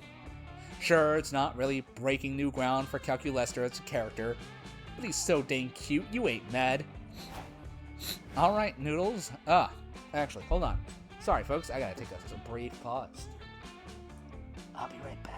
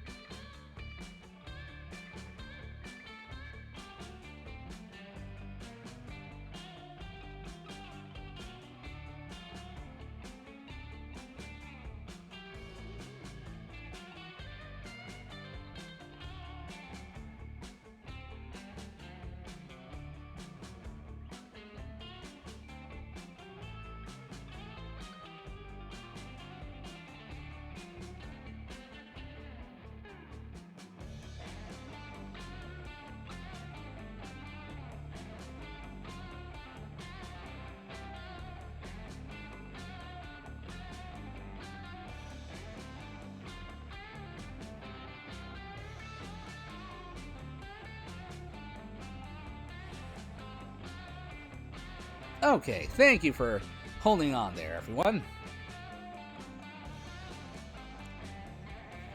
Okay, with Noodles now having their romance stuff blocked off, we're gonna have him sit by himself. You sit on a log by yourself. Maybe one of your friends will join you, and you can spend the evening having fun and making summer memories. Or maybe no one will sit with you, proving once and for all that romance is dead and there is no hope left in this universe. That's Camp Spooky for you. Always a fun, silly dichotomy. Now let's see what this night has planned for you. Damn, no one sits with you. You spent the night alone on your sad little forever alone log. Look at that face. Just look at that face. Oh my god. It wasn't a big deal, and yet it messed with your head. Why did no one sit with you? Was it your body odor? Maybe they noticed your eyelashes are asymmetrical. Or maybe they heard that you play dating sims in your free time. Hey, no, shut up. In reality, no one cared about any of this, but that didn't stop you from getting in over your head for the rest of the summer and becoming your own worst saboteur. Oh, fuck, okay. I gotta remember, I have to remember that. I can't let them be alone. You lose -2 fun and -2 creativity. Yikes. Bring out your flasks. Take a gamble. Weekend arrives, and so it's time to visit Juan, the small, magical Latino cat. Look who's here. Welcome to my bar. Really, I don't know who in their right mind would take such a risk. I guess you have more thirst than common sense. Anyway, check this drink out. Okay. Casket wine. Quite appealing, right? Don't know if I drink that, but the real question is, will you? I also have this mystery box because at this point, who knows what you drink? Take the casket wine. Yeah, no, totally. I was testing your common sense. And you passed. Your prize is the drink you chose. The foul mouth. No idea if I got the recipe right. Wanna try it? Otherwise, you'll always have the mystery box. Take the foul mouth. Okay. That's a repeated dialogue. Alright, Vicky, what is the casket wine? You can't just put a straw in a casket and call it casket wine. I was studying an ancient curse tied to that casket, and you just drink it. According to the experts, the curse lets you choose a stat and forces you to only gain and lose that stat from outcome effects. What? Good luck with that. I hope you learn not to put a straw in everything and pretend it's a drink, dummy. Oh, fuck. So I can only earn a... Oh my god. What's what? You know what? Well, I'm gonna be forced to min-max. Fun. The foul mouth. The foul mouth is a nasty one. It tastes spicy AF, but it will also rename your friends with creative insults. This drink knows nothing about manners. Oh, okay. So hard to believe you drank that. Good luck, I guess. Oh, fuck. Well, this is gonna fuck us.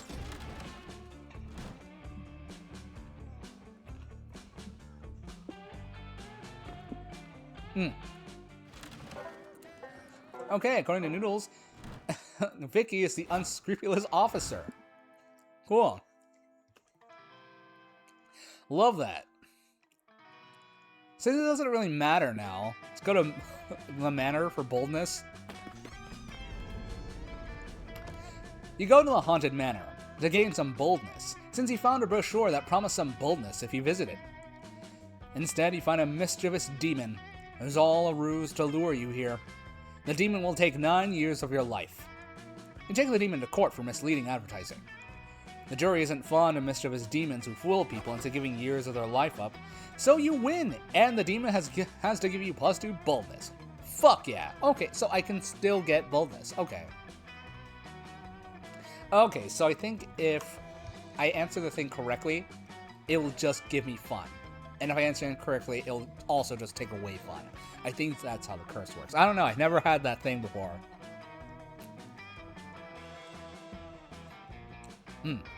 Afterwards, you find Milo and Calculester in the foyer. Why am I talking like Juan? Calculester is measuring the wall using one of his very best friends, a tape measure. Measurement complete. The stain is exactly 31.2981 inches in diameter, and my biodetector reading shows that it is either blood or a very dehydrated person's urine. Gross. That should be 35 inches at least to be on trend. God, the interior design here is an absolute disaster. The aesthetic is childish and cliche when it needs to be mature and macabre. And Cal, let's use centimeters instead of inches going forward. I have an international audience to keep in mind, you know. Tape measures, ambiguous wall stains. Your heart is already racing. You ask these two weirdos what they're up to. Oh dear, isn't it obvious? This haunted manor is the latest challenge for Cal and Milo, professional house flippers. We are going to use our expert interior design skills to improve the manor, and then sell it to the highest bidder. I rarely get to flip things, so I am excited. I was concerned because we are not the owners of the building, and have no legal rights to sell the property. But Milo has reassured me that this information is irrelevant. Yup, life is about finding your secret garden and decorating it with flowers from your soul, which confers legal ownership according to squatters' rights. Jesus Christ. Yeah, that's how it works. Plus, this whole process is going to be incredible footage.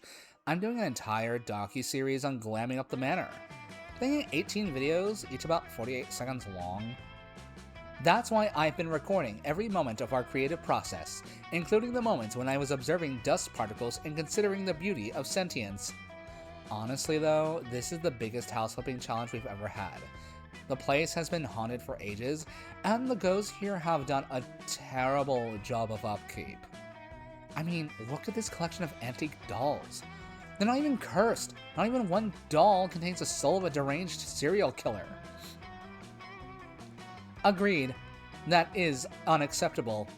Oh, and I am unsure if this is relevant, but I have discovered that there is no plumbing system here.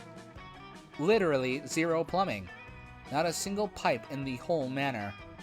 I still do not know what happens when you flush a toilet. Plumbing issues?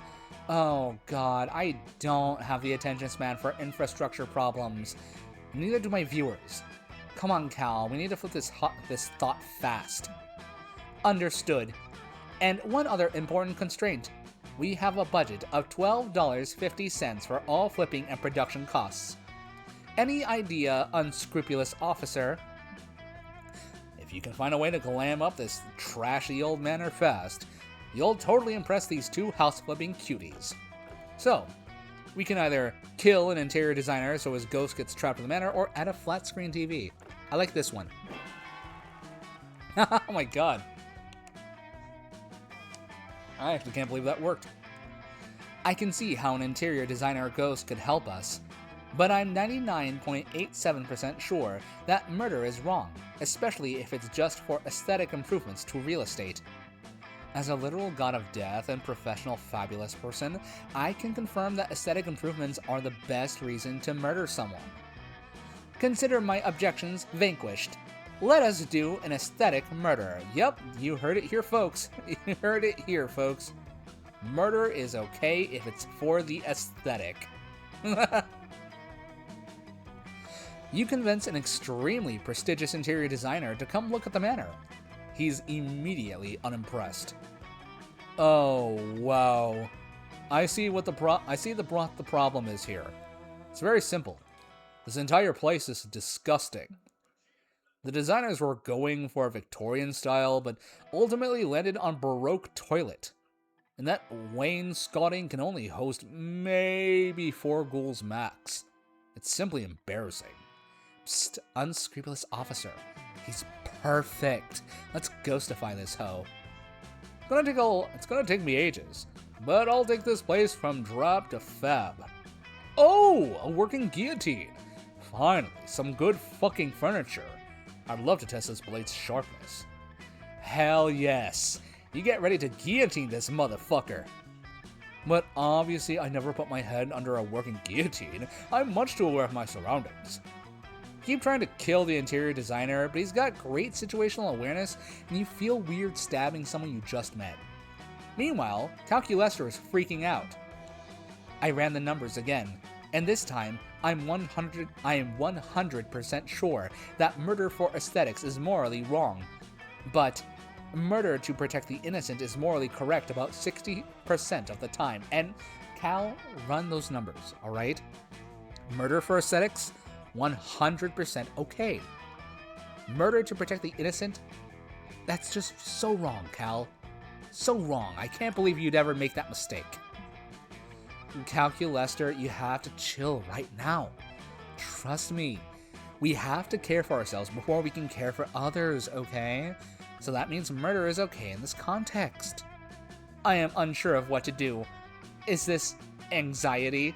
It feels awful. I'm stuck in a loop and error, unable to resolve moral quandary. Suddenly, the interior designer gasps in pain. You hope that he's having an incredibly well-tamed heart attack. My dear God, is this rug 4 feet by 6 feet? Way too small for this room. This place is a travesty. I'd rather die than spend one more minute in this dump. Wait. That's great news. If you'd rather die, then there is no more moral quandary. Error resolved. Calculester joyfully stabs the interior designer in that creepy way that robots stab, where it's one long, smooth motion. Still hot though. I can imagine that right now. Just one smooth motion. The rest of his body doesn't even move. Just like it's all stabilized. A stab wound. Ouchie. I'm definitely dying, but I swear to honor our interior design contract. I vow to dedicate my entire unlife to beautifying this manor. You all did murder someone, but the manor got a glam ghost. Calamilo's docuseries ranked in a ton of ad revenue, and you get +2 fun and +1 fun. Worth it. Okay, so yeah, literally any of these events will initially give us a boost to these, but fun is the only thing that will ultimately be affected. Noodles. Alright, what's your worst stat? Creativity. Alright. You spend the day learning new skills with the Monster Scouts in order to earn badges. You earn a badge for healing a wound only using the bark of a tree. You earn a badge for writing poems in iambic pentameter. You earn a badge for building a blackberry using only real blackberries. Nice! Completing all those unexpected and probably useless lessons earned you +2 creativity. You're resorting your collection of Pokemon cards, thinking wistfully of the Terry the Taxman you once traded for an Arctic colonialist Ernest Shackleton, when you're interrupted. There you are, Noodles. I've been looking everywhere for you. Those words warm your heart more than any fire ever could. Even more the wildfire for which Damien is presumably searching desperately once more. I'm searching desperately for the wildfire once more. And there it is. Since you were such a big help last time, I thought you might want to try again.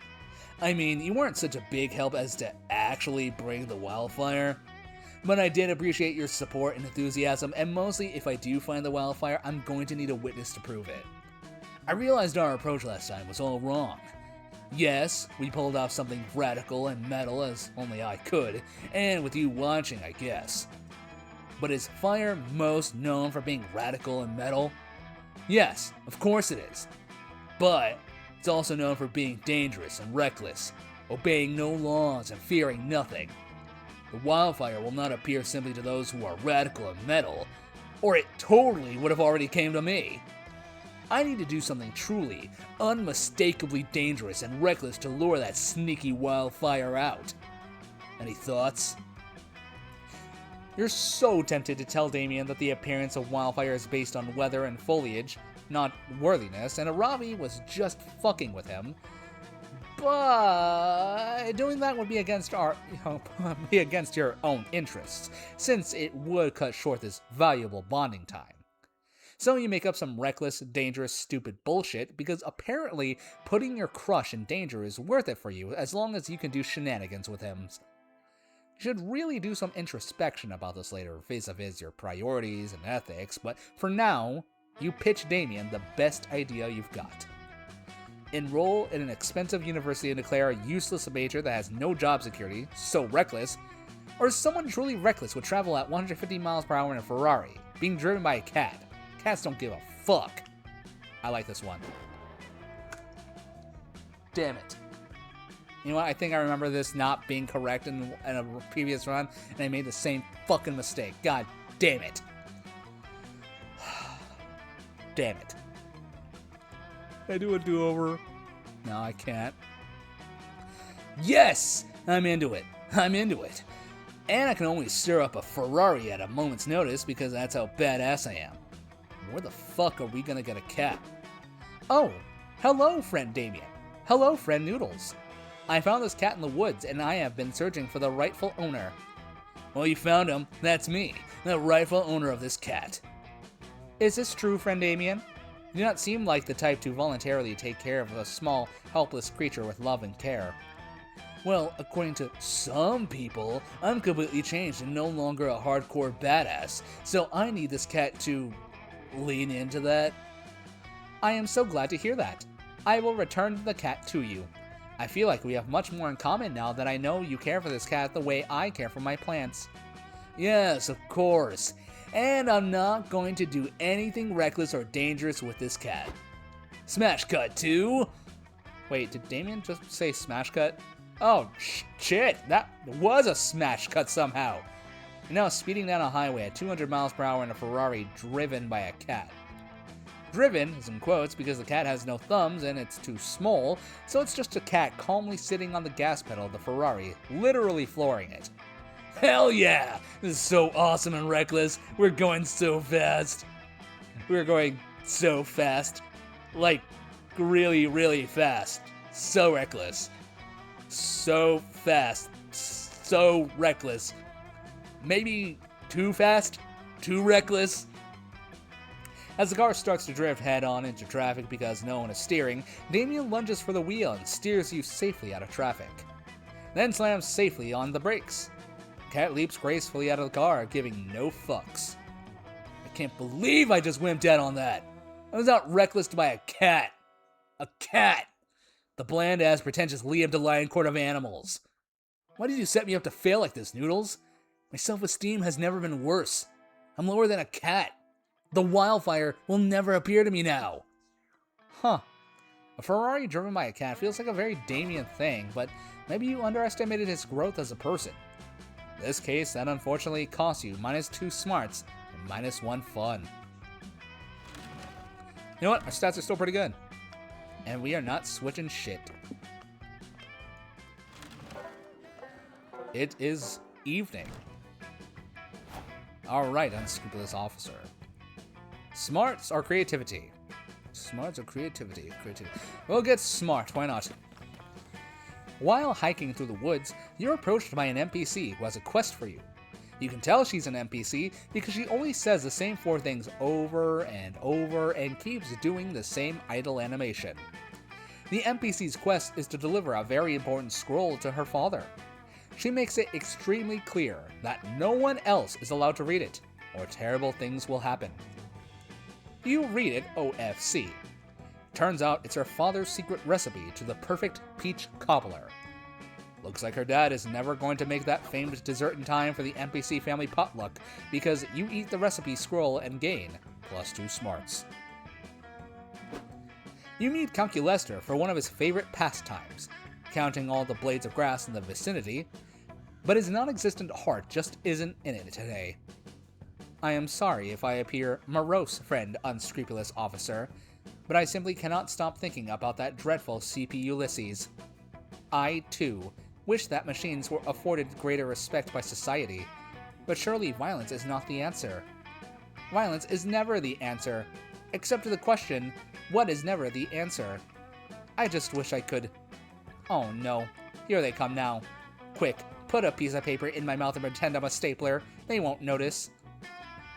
You're about to tell him he doesn't have a mouth, when you realize the 2 incoming robots aren't CP Ulysses and their army at all. They're... Kill Terminator 9 billion! And Spatula! We're the Road Bros! Counselor Flodge helped us make these costumes! But why have you adopted such ridiculous disguises? If it is an attempt to cheer me up, I must remind you I do not have feelings. Oh, we'll cheer you up alright, when we infiltrate CP Ulysses' robot army and learn their secrets. You wish to destroy an entire robot army from the inside, just for me? That is very sweet, but I do not think... Whoa, destroy them? Nah, bro, we're gonna find out the identity of your estranged parents so we can get them back together. Couldn't find your parents in the library, so we decided to take drastic measures, which are my favorite kind. I am still unsure how you came to the conclusion that this is a parent trap situation, but I assure you... Oh no, here comes CP Ulysses, for real this time. Don't worry, that's just me and Damien, robot costumes. Oh wait. Commander, I have returned with my army so that we might conquer all of monster kind. Behind them, you see a ragtag band of computers, household appliances, and Elon Musk wrapped in tinfoil. Oh god, that, we have to make sure this fails, just so he can have another L to that bastard's name. I see that you have been busy recruiting as well. Look at these two non-suspicious organic specimens. That's right, Robrosive. There used to be the one robot camper at Camp Spooky, but now there are 3. Scott holds up 3 fingers to illustrate his point. You're really proud of how high he can count these days. Wait a second, says Dill Douglas, the literal sex machine, waddling out from behind CP Ulysses. That's not how a machine does the number 3. He should have 2 fingers up for 3 in binary. They used the organic 3. Oh no. Scott and Damien are revealed as organics. Who knows what CP Ulysses will do to them? Plus, having 2 guys on the inside of the robot army might be useful. Quick, cover for them. So, these 2 were really organics. They'd be wearing cool hats. Organics always wear cool hats. Or Kill Terminator and Spatula are organics. They're the first organic robot hybrids. Ask how their parents met. It's quite the story. I like this one. There we go. Got it. It's just true, Commander. Requesting permission to initiate dishonestly protocol. Permission granted, Commander. Yes. Updating prior assumptions to assimilate new information. Acknowledging the self-evident truth of this axiom. Of course. Why did I not realize this before? There is nothing more pointlessly organic than designating a skull covering as cool. We robots only wear hats when going to the opera or in observance of certain religious customs. Indeed. If only I had known this earlier, I would have dispensed with my silly infiltrator disguise and simply worn a cowboy hat. This changes everything. Those 26 campers we decapitated on the way here. None of them were wearing cool hats at all. Oh, well, okay. I'm sure the area will be lush with new plant life with the new forest. Oh my god. Some of them were wearing hats, to be sure, but they were certainly not cool ones. Did you just say you decapitated 26 campers? Do not worry, Commander. Now that we know they are machines, we can simply hot glue their heads back on and all will be well. Yeah, totally, totally fine. Oh, what a relief.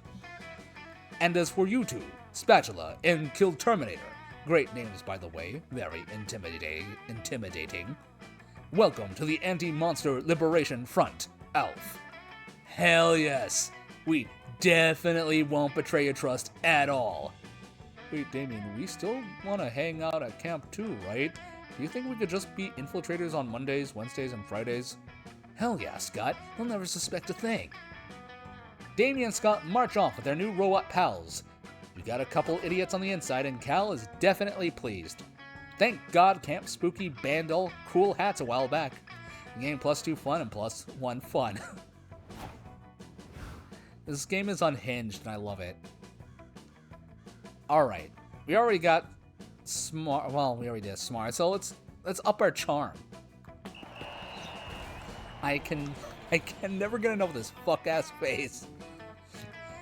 The day of the Camp Dome, you play Never Have I Ever Extreme. Every time someone mentions something you've done, you have to cut a finger off. But besides the finger part, this is finally a great time to brag about all the cool illegal things you've done. Hell yes, and none of this is permissible, by the way. Alright? Like, if anyone was watching, this is like, you can't claim that, you can't use this in a court of law, alright? It's banned. It's illegal. Just saying.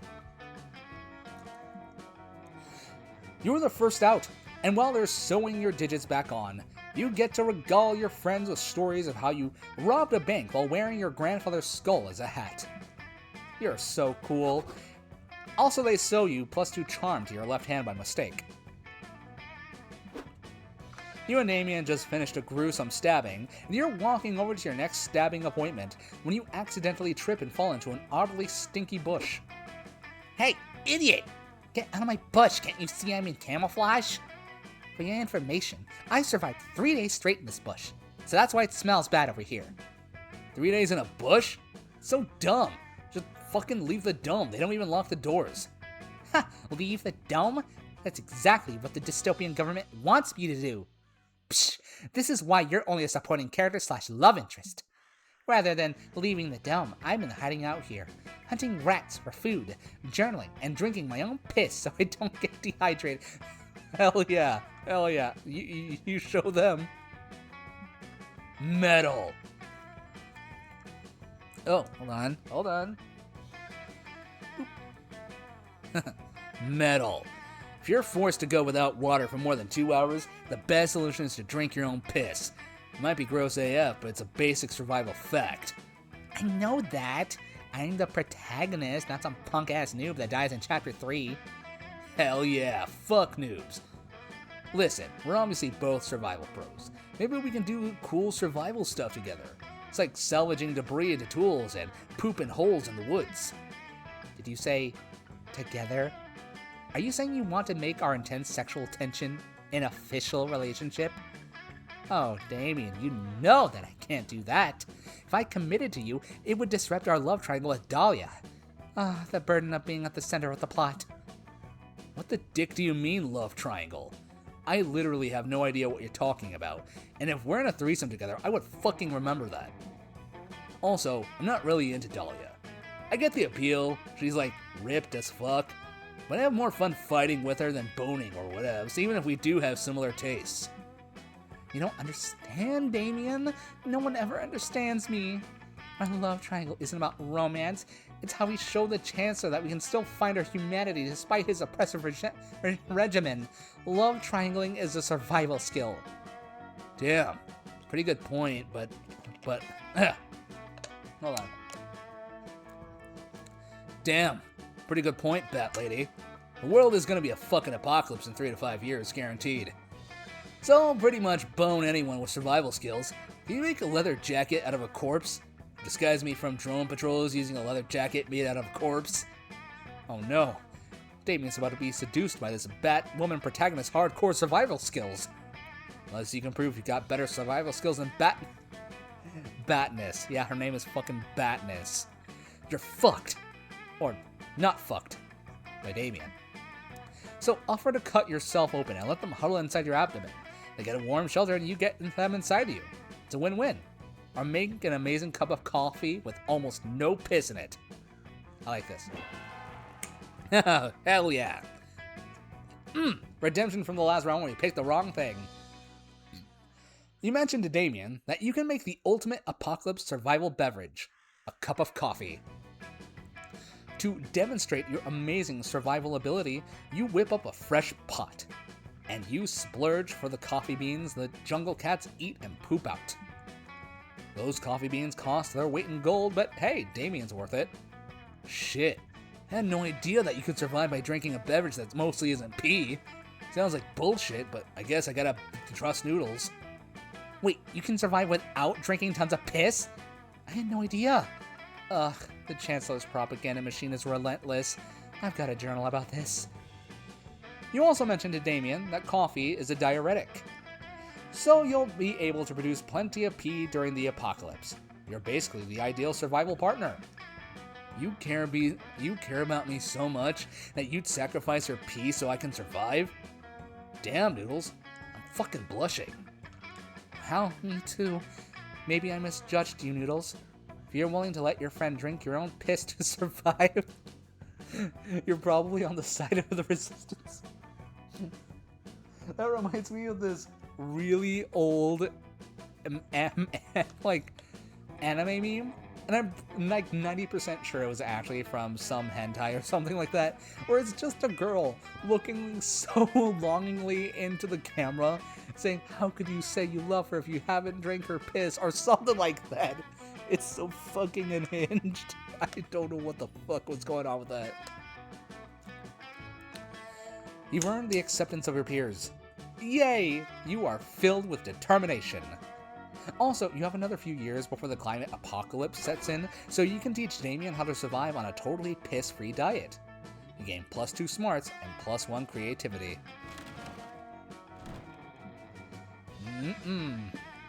We're not changing shit.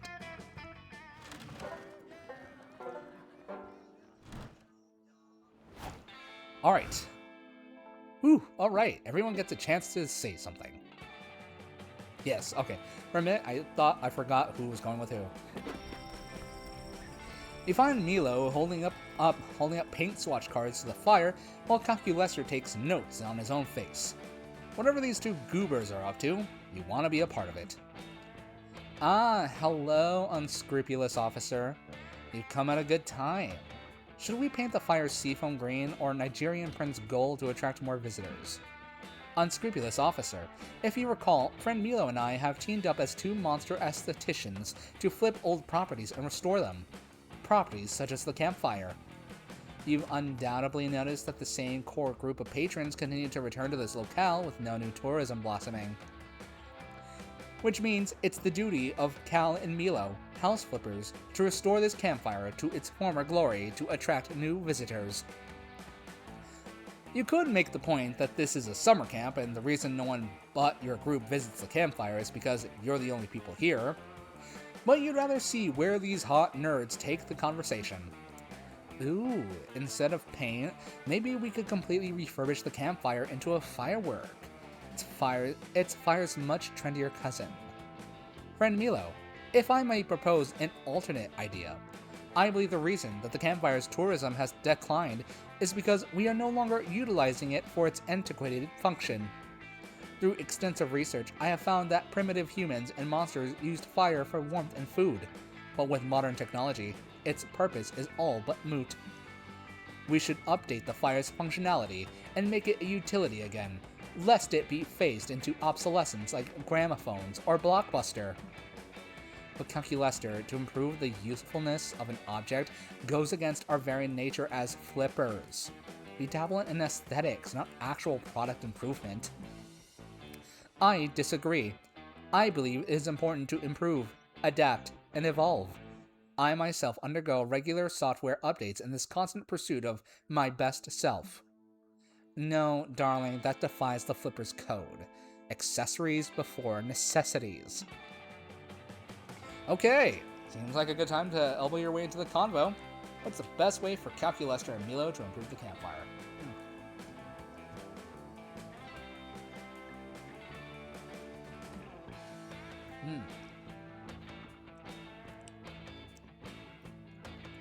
Let's see. Replace the fire with a giant scented candle. Or instead of a burning useless firewood, use the campfire for destroying something more cathartic, like pictures of your ex. I think this is the Calculester answer. Damn it. Damn it. Okay. I never made a mistake here, but I have now. That's a wonderful idea, unscrupulous officer. Frivolous fragrances are all the rage now. Just look at the success of Bath & Body Works, or Smensel's. I admit, this actually is a good idea. It will improve the appearance and smell of the campfire, while also making it 80% safer. Indeed, darling, it's a perfect plan. But what scent should we go with? Perhaps something that will still mesh with Camp Spooky's rustic summer atmosphere, like Virgin Laundry or Passion of a Lioness in Summer Heat? Actually, let's go with a Midnight Romance scented candle. Good interior designer always works with the mood of the space, even if that space is outside. Are those truly fragrances? My research indicates that none of those things have a smell. Oh, Calculester, they don't need to. Scented candles' true purpose is to only further worsen the lighting of a room while increasing its innate sexual energy. Oh, and all this time, I assumed I didn't understand scented candles because I don't have a nose. What a relief. I appreciate your eye for aesthetics, unscrupulous officer. Perhaps you and I could be an aesthetic-pleasing pair. Looks like the scent of Midnight Romance is already all around you. Who says smells have to be real to be in the air? And damn it, I picked the wrong one.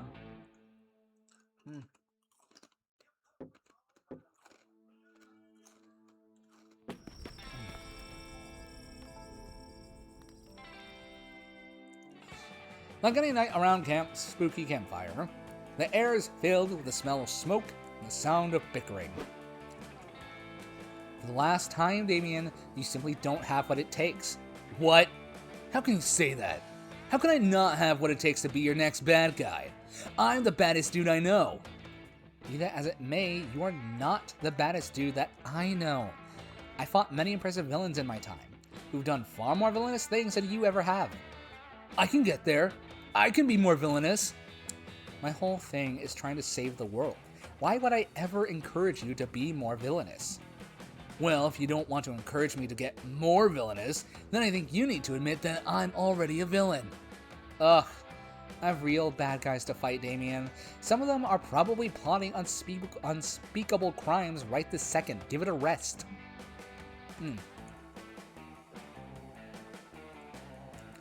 Of course, the most unspeakable crime of all would be missing out on this golden opportunity to impress one of your campmates. Jesus. You leap into the action to avert that potential crisis. There is no villain more dangerous than Damien is, to his own well-being. Be the hero, Joy, and stop him from causing himself so much harm. Or, it doesn't matter how villainous Damien is or isn't, because he doesn't fit the most important description for a Coven villain, wanting to fuck Joy. I think this one's the Damien answer. Yes! Sounds like one of Noodle's semantic loopholes designed to curry favor with their crush. But I'm willing to hear you out. So, Damien, what have you been doing to make you a danger to yourself? Oh boy, let me tell ya. I arm wrestled a crocodile for a piece of gum, but it was my arm versus the crocodile's mouth. I used a beehive as a punching bag, and wore a bear trap as a bracelet, and for breakfast, I had hot sauce and nothing but hot sauce, and also the hot sauce bottle.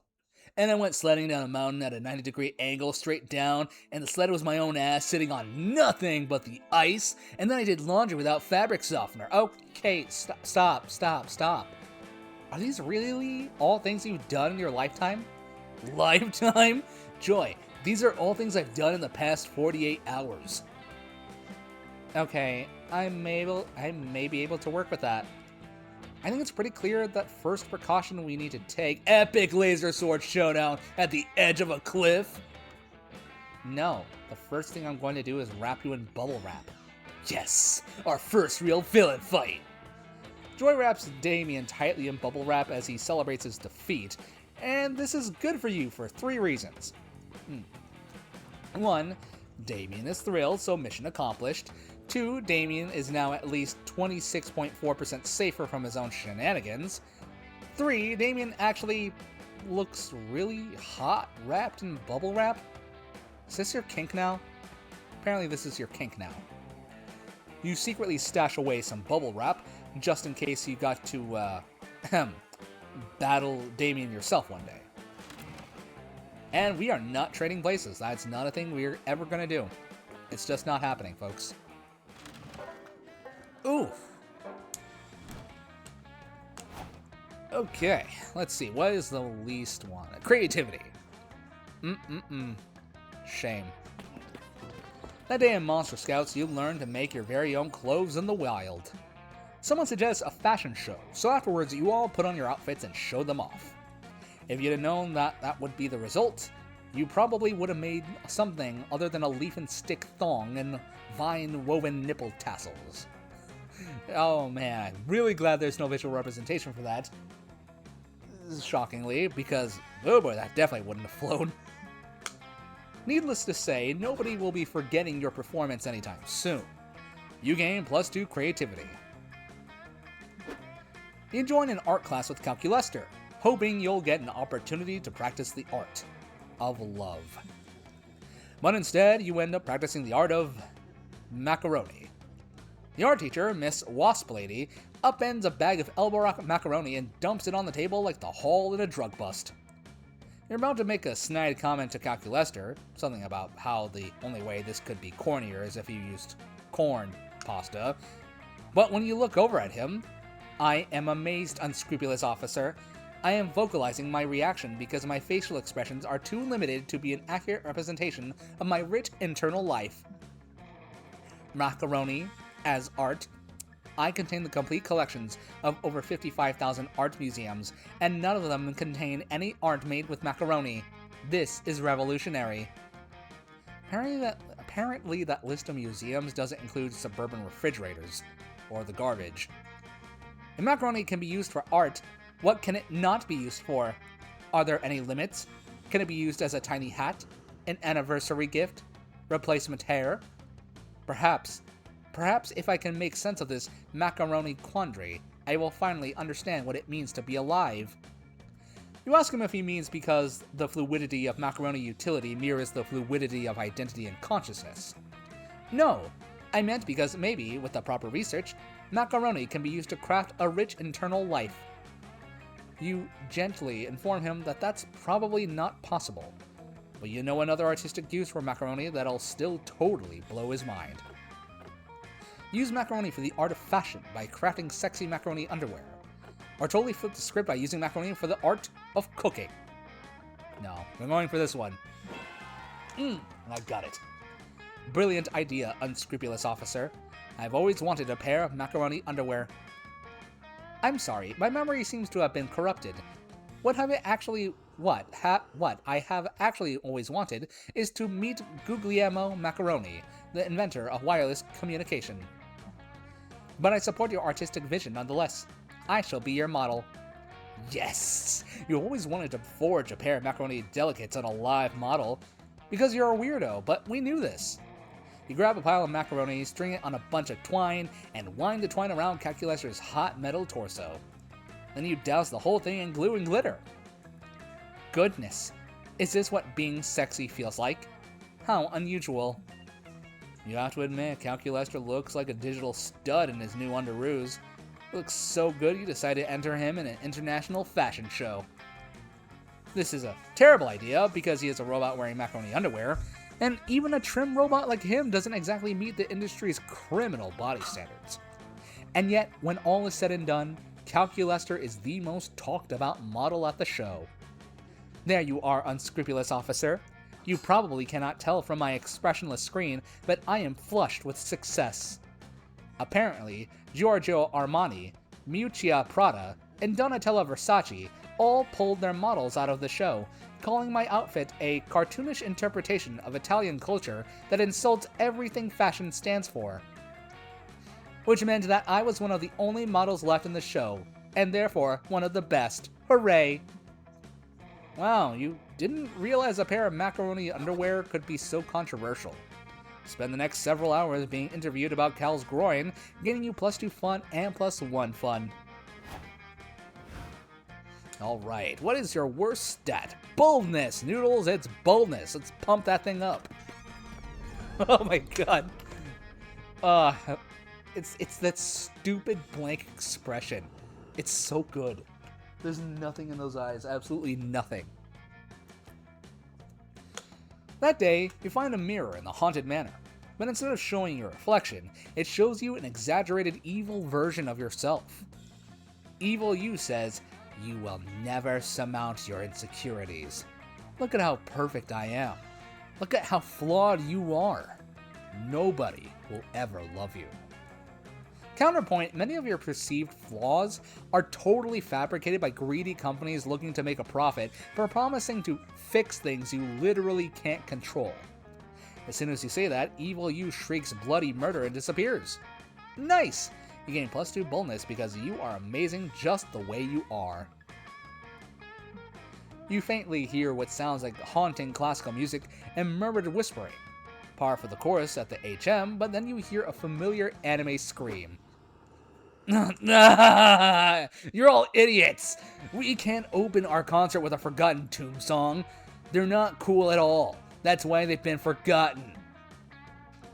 Looks like your friends are in a room surrounded by Victorian ghosts having a party, and your friends look pretty freaked. You scared of ghosts? What? No, not at all. You have literal classmates who are ghosts, Noodles. You may remember that Damien, Dahlia, and I are all in a screamo band called Ventagram. It's pretty fun. Shrieking semi-coherently into a microphone is actually a good way for me to relieve stress. The problem is these Victorian ghosts hired us for their annual temporary return from purgatory party here in the Haunted Manor. We can't decide what to open with. This is gonna make or break the entire concert. The opening number is pretty much the only song anyone will be sober enough to listen to. Can't help but inquire about the logic of spirits from the 1800s hiring a screamo band for their concert. Well, I don't think that they always liked Screamo, but being condemned to an eternity of purgatorial torture tends to affect your aesthetic tastes. Yeah, have some fucking compassion, noob. Anyway, back to basics. Anyway, back to business. I agree with Damien. No Forgotten Tomb cover. The best Screamo cover is obviously Dangerous Woman by Ariana Grande. Dahlia, just because you scream the lyrics to Ariana Grande songs doesn't make them Screamo. Agreed. Let's do Your Makeup is Terrible by Alaska Thunderfuck. At least 6 of the words in that song are like my entire vocabulary. Neither of you know what you're talking about. I'm the lead singer, damn it. I get to decide what songs we do. Ugh, fuck this conversation. I'm setting the amp on fire. Damien, no, it's a rental. You'd better solve this argument before the ghost gets sick of your shit and start doing Victorian ghost things like throwing vases and huffing opium. What song should your friends open the concert with? The best song to open anything is an anime opening, and the best anime opening is without a doubt A Cruel Angel's Thesis from Evangelion. Hot take? I do not like that song. I don't see why it's seen as one of the best. I'm sorry. Yeah, I just think the song's kind of mid. Whatever.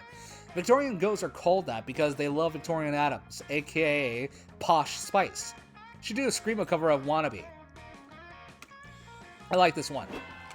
That's fucking genius! When did we think of that? Yes, the power and catchiness of the Spice Girls does transcend the genre and historical relevance. It's a perfect opener to our Victorian Screamo concert. I'm not super convinced, but I admit that I don't have any better ideas.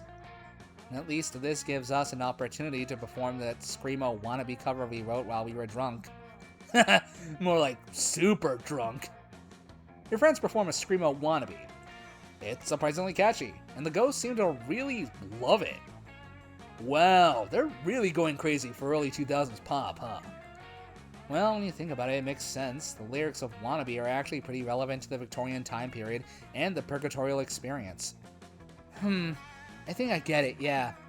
Like, when they say, V doesn't come for free, she's a real lady. It's talking about none other than Queen Victoria. Good thinking, Dahlia. This is later followed by the part that goes, if you want my future, forget my past. I got it. The time is about moving past the horrible shit these ghosts did while they were alive, dooming them to endless purgatory until they can perfect their corrupted spirits. If you fall in love with one of them, you must learn to love them despite their terrible sins. So cursed, yet so romantic. Whoa, yeah. And then the whole, if you want to get with me, better make it fast, is a reference to how these ghosts come to roam the manor only for one day every year. It's like a fleeting love, or like a fleeting night of sexy sex stuff, whichever's your jam. Damn! Who knew that Miss Demon Slayer's boring-ass poetry study class would actually end up being useful for something? You'd think your friends might actually be onto something. If only because you overhear some ghosts commenting on how they are super high on Victorian ghost opium and tripping out by hearing these fleshy ghosts scream nonsense. But you'll never tell. Instead, you continue your thousands pop throwbacks well into the night. Avril Lavigne's Complicated is surprisingly catchy when backed by a muddied power guitar. I would actually love to hear that. It's a great concert, and you gain +2 creativity and +1 boldness.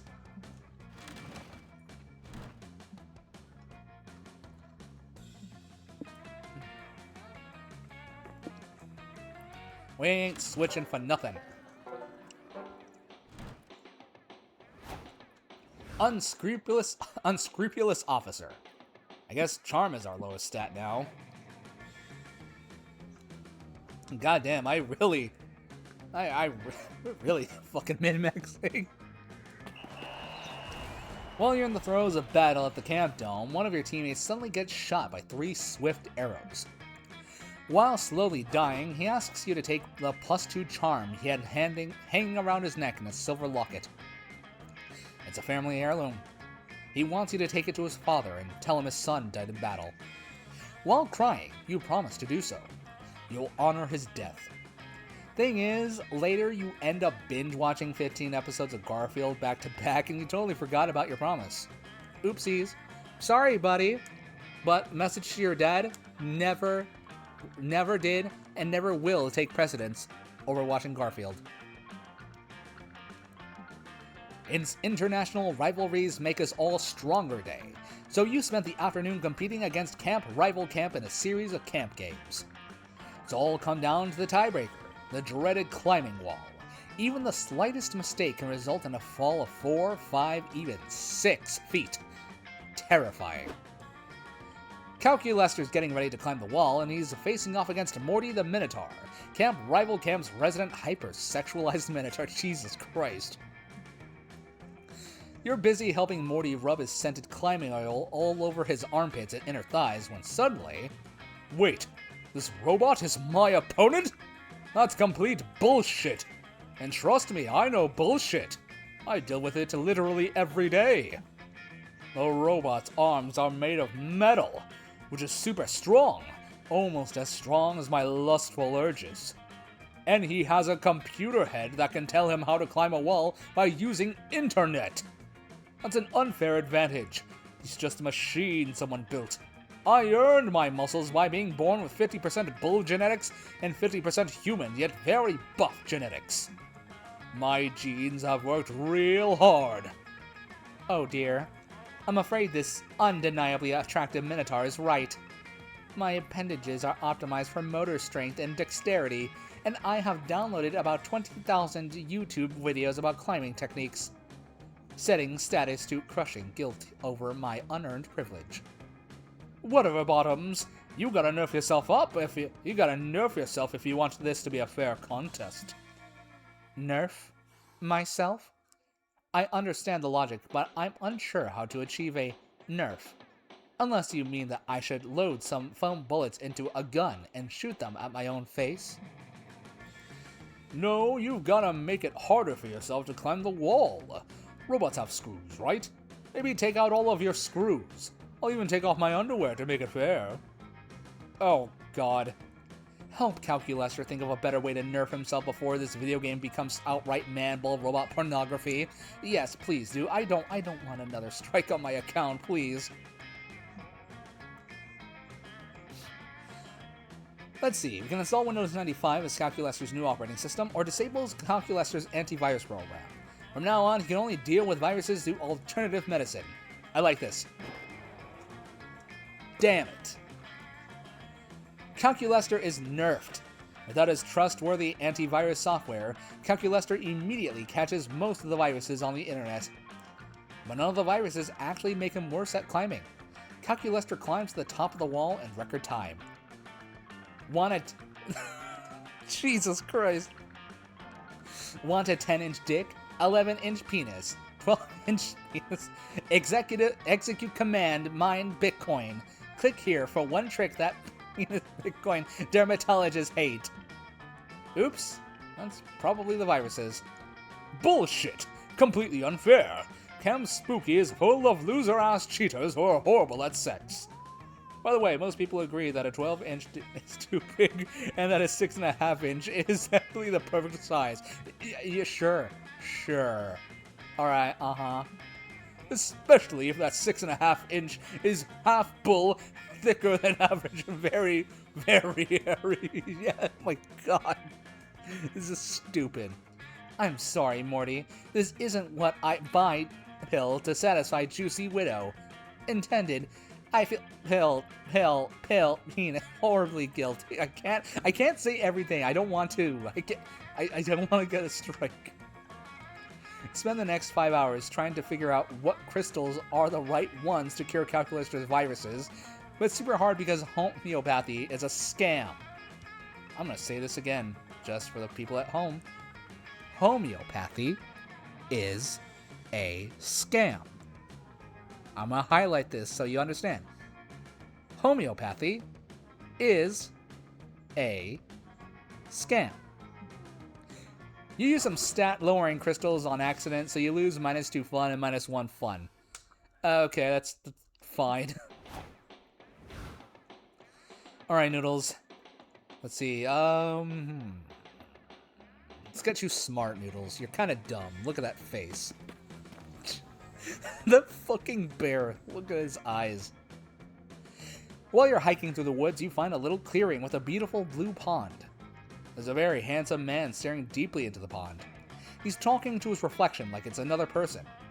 A person he really wants to fuck. Swipe his wallet while he's not looking and find out his name is Narcissus.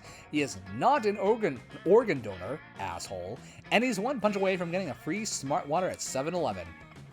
Well, he's definitely not going to be using that anytime soon. Head to the gas station and gain +2 smarts from your smart water. You and Milo have followed Damien into the woods to catch his favorite wild beast. Wildfire! Wildfire! Come out, wherever you are! We've been searching for hours, Damien. If we haven't lured the wildfire out yet, I don't think we ever will. Not without a lighter and some gasoline. No!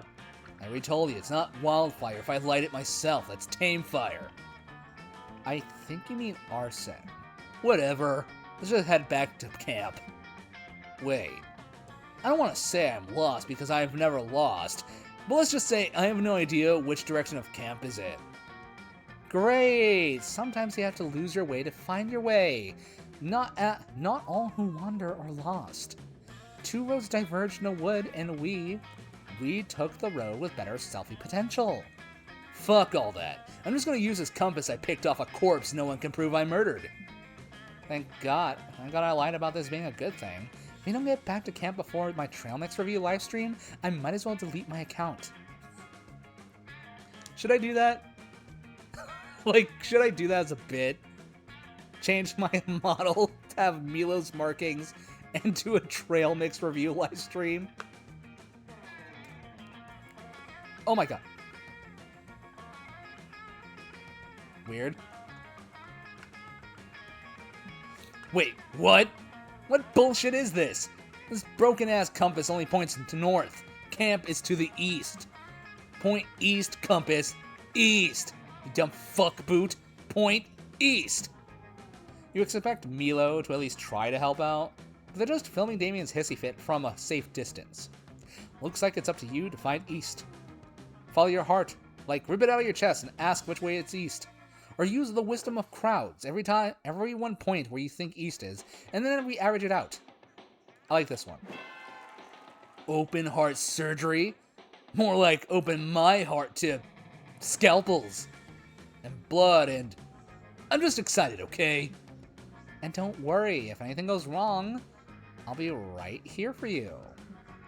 I mean in a professional capacity, not emotionally. I'll reap your soul if you die, is what I'm saying. Not reassuring, but you'll do literally anything to impress your friends, so you casually cut your own heart out of your chest, MBD.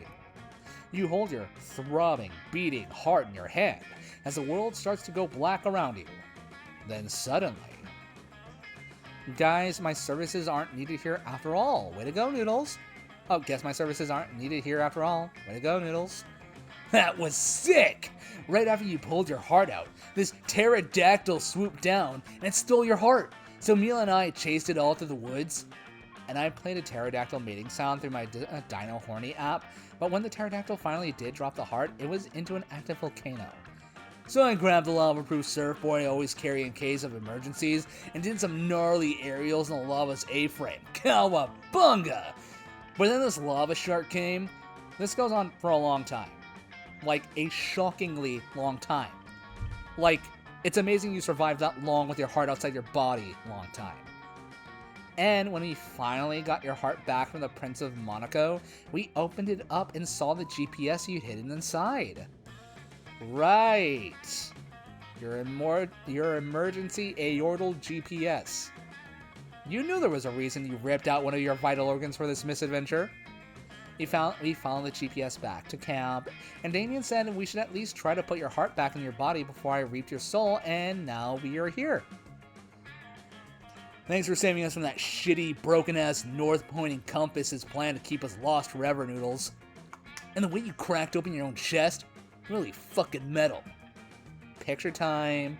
Smell and say, I ripped out my heart, like that was a perfectly normal solution to not knowing how to calculate east by using the knowledge of where the north is. You do, and you stand by those choices, just as Damien and Milo are standing by you as you recover from your impromptu surgery. Thank goodness you have 2 attractive campmates and +2 charm and +1 fun to help you convalesce. Trade places? No. No, I don't think I will.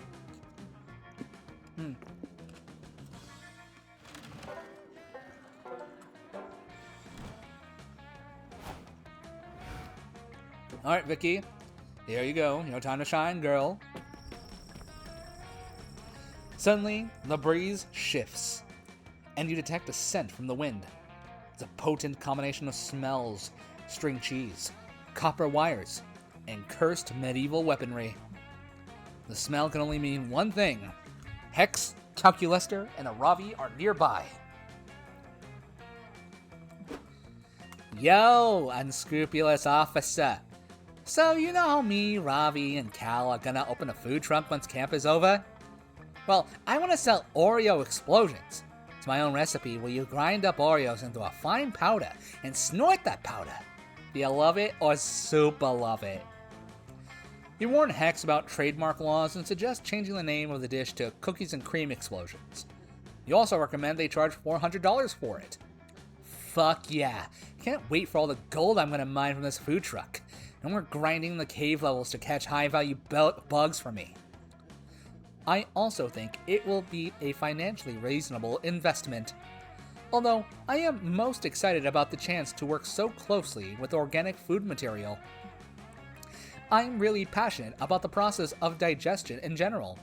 I am so excited that people will literally consume calories that I help prepare. Totes. As long as you're cooking everything with at least 3 different kinds of animal fat, I'm on board. Wonderful. Now that we've got some menu items decided upon, perhaps we should discuss the brand of the food truck. I'm not an expert myself, but friend Milo did recently tell me that brands are entirely synonymous with relevancy, and any business without one is basically a bleeding corpse. Perhaps we should think of a brand. Yeah, we gotta figure out a brand for sure. But how about we're the world's most violent food truck? We could mount a Gatling gun on top and make customers dodge the bullets. Grisly, but memorable. It is also probably a better idea than what I wrote down for a brand. Traveling vehicle with adequate food service capabilities. You guys are both thinking too small. We should get Red Bull to sponsor us. Then we can fry everything in Red Bull and use the corporate branding. I support that. 100%. I need desperately Red Bull fried foods. I need to try that once. It sounds horrible, and it probably will be, but I need to try it at least once. Fuck that shit. Red Bull blows. Fuck you, Aravi. Fuck you. Gatling gun food truck. I'm not backing down on this, Aravi. I've cussed you once. I'll do it again. We're doing Red Bull. You tell him, Hex. That's right. Fucking Aravi. Doesn't know shit for dick about good energy drinks. I believe that we should argue at a more reasonable volume level. Wow, this isn't going anywhere. Looks like your friends need some help figuring out the perfect brand for their food truck. Hit them with your best content strategy. Always trust the data. My social media analysis reveals that the top 3 trendiest topics are pizza, Nutella, and cat videos. That's your brand. Our food is overrated. Make the whole thing a potion bar. 1 life potion has more HP than 6 servings of food anyway. This one. You show your friends some bar graphics you printed out.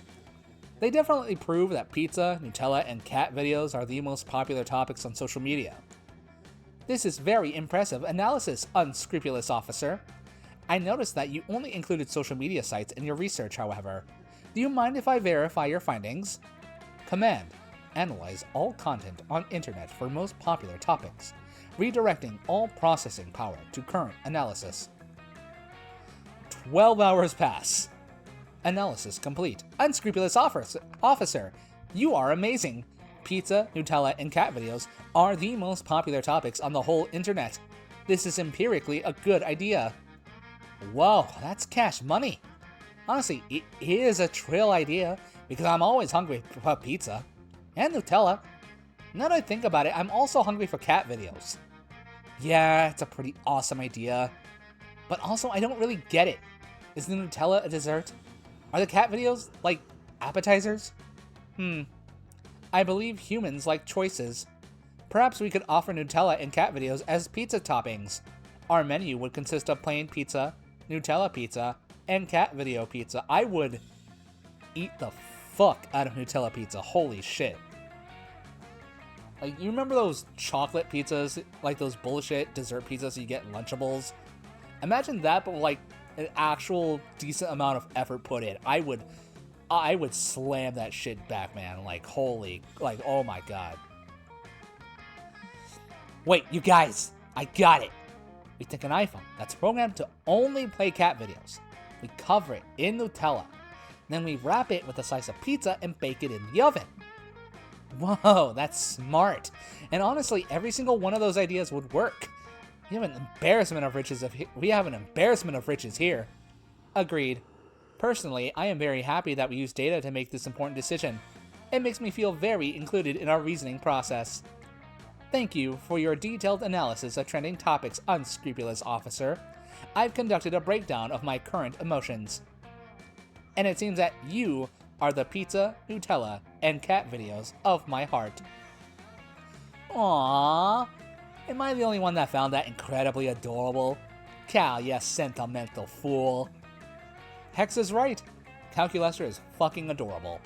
Spend the afternoon cuddling up with him, finding food-safe cat videos, and searching for a reliable Nutella wholesaler. Jesus.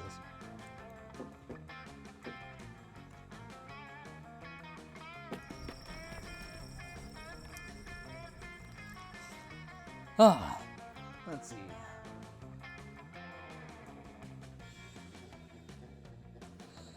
You're cozying up by the fire, enjoying the smell of gently singed conflict. When you remember that conflict doesn't have a smell, and actually, you're hearing it.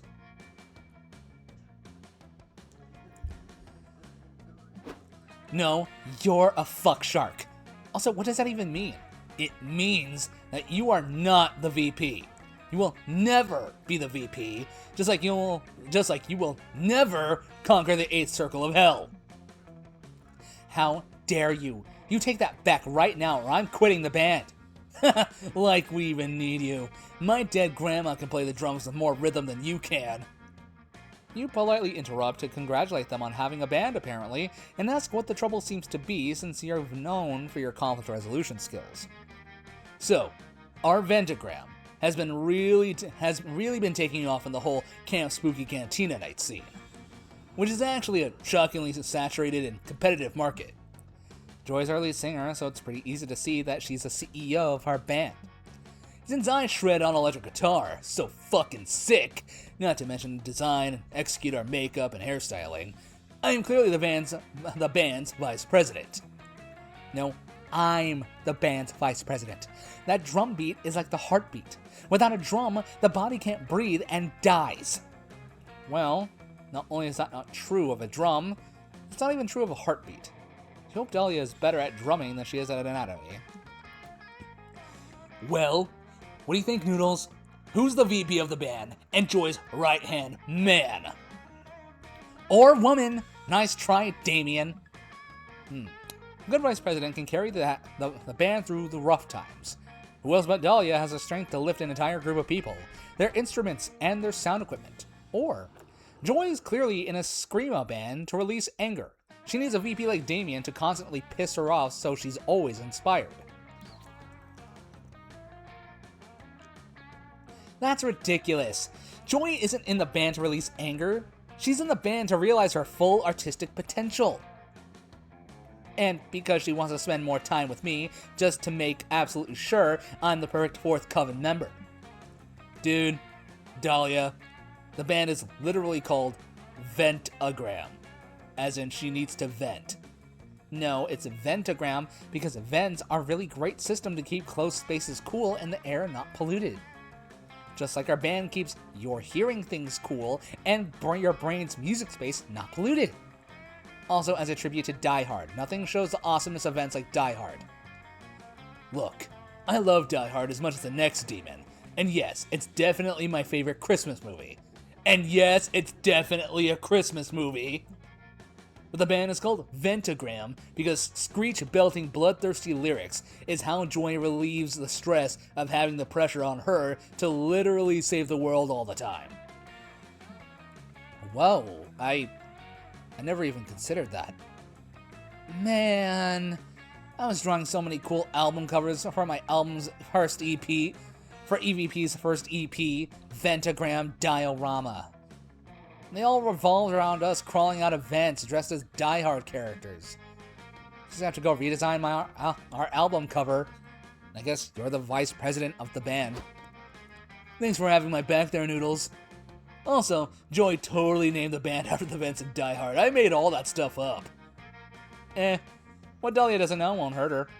If you keep this up, you might get to be the vice president of Damien. That's hilarious. The band is literally a fucking reference. Let's see.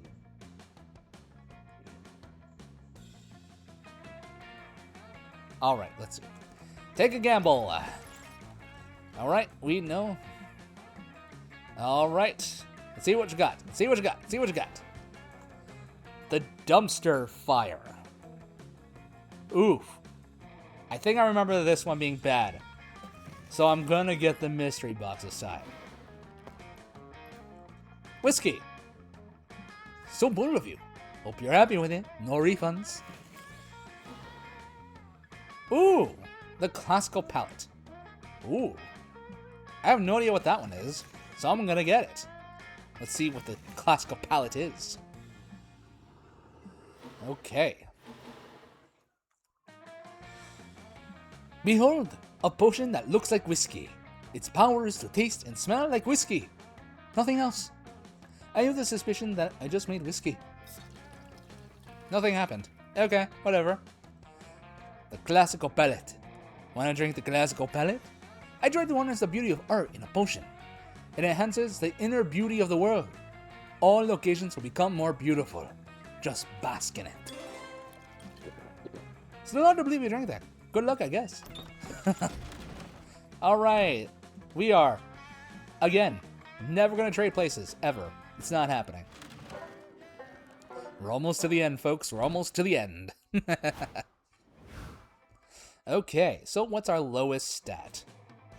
You know what? Boldness. Go for boldness. Unless... Oh! Oh, dear. That's not good. Ooh. Oh, Oh, okay. Yeah, okay. Sorry, little bit of a... The fuck? Okay. Just gonna hit us with some classical Japanese artwork. While wondering the haunted... Oh! I get it. It's the effects of the fucking classical palette. That's hilarious. Jesus Christ. While wandering the haunted manor, you're ambushed by a group of evil spirits. You put up a good fight, but there's just too many of them, and they run away with your immortal soul. Luckily, you always knew this day would come, and you replaced your immortal soul with a Beanie Baby years ago. Good foresight on your part. You gain +2 boldness. You take a break from tomfoolery to spend a few quiet moments with Calculester, romantically perusing some spreadsheets. And this, friend unscrupulous officer, is an index of every plant I have cared for during my short lifetime. Look, here is Buckaroo Bonsai. There is Robert Pattinson. And here is the entry for Jennifer Lawrence. Oh dear. According to the spreadsheet, I have severely neglected poor Jennifer. Have you all noticed how Jennifer Lawrence is in nothing these days? Like, she was everywhere for like a good 3-4 years, and now like nothing. Like, she's completely disappeared. What the hell? Her feeding, watering, and sunlight are all within an acceptable range, but look here. Calculester directs your attention to a column labeled Emotional Development. 13.5. Statistically, that is the most immature number. I must find time to take her into the woods to be mentored by an older, wiser plant. perhaps a Dutch elm. Better make that trip soon, naive summer camper, because the woods won't be here for very much longer. Indeed, all organic life is fleeting, but I do not think it calls for laughter. But if I didn't laugh, how would you know I was an evil CEO? Perhaps I should introduce myself. Mr. Pappas is the name, and turning beloved summer camps into shopping malls is my game. A game which I intend to play here, at Camp Spooky, by buying it and turning it into a shopping mall. I do not understand. What leads you to believe that this is a good location for a shopping mall? What are your site selection criteria? That's easy. When deciding where to build a shopping mall, I always consider 3 things: acreage, local infrastructure, and how many hundreds of use it will upset. As the saying goes, you can't build a shopping mall without upsetting a few use. But I didn't get where I am today by settling for just a few. Oh dear. According to the specified criteria, Camp Spooky is indeed the ideal location for a shopping mall. I do not support the wholesale destruction of this camp and its environs, but I feel compelled to bow to superior logic. What can I do? Oh no. If Camp Spooky is replaced with a shopping mall, where are you gonna mech? The food court? Gross. There's only one way out. You've got to suggest a shopping mall location that would upset even more use than building it here. According to all of pop culture, the best place to build a shopping mall is the 1980s. Or kids hate when you take away their video games. Building shopping mall in Fortnite. I kind of like this one. Okay, cool. Guess what, everyone? That's the newest Fortnite update. Shopping mall. Alright, you go in there and you literally... You can't even use V-Bucks. You just have to pay for shit with actual money. Like, we're just scrapping the concept of V-Bucks in general. That's brilliant. We'll meet these kids where they are. In the video games. I must caution you, friend Mr. Pappas. Gamers are a notoriously combative bunch. You do not wish to upset them. Good. I feed on impotent anger. Literally, I'm a magical creature who eats bad feelings. That's my kink. Besides, we may be building a mall in Fortnite, but it'll still be the same game kids love. Sure, we'll need to replace shooting with shopping and building with Orange Julius, but the fundamental gameplay experience remains the same. Honestly, I would kill for an Orange Julius right now. Constantly paying money to a faceless corporation. No. Constantly paying money to a faceless corporation along with all your friends. Fortnite was basically an enormous shopping mall already, but the CEO's not-so-subtle changes push people over the edge. Rebelling against the new Cinnabon graphics engine, which renders all character models as delicious swirls of cinnamony goodness, players flee the game in droves. But what are they gonna do? Go outside? Hell no. They look for other games to play instead. Specifically, narrative-driven comedy dating sims. This has been huge for the developers of Monster Camp, who asked me to thank you for your efforts by giving you +2 fun and +1 fun, and making Calculester like you more. Nice.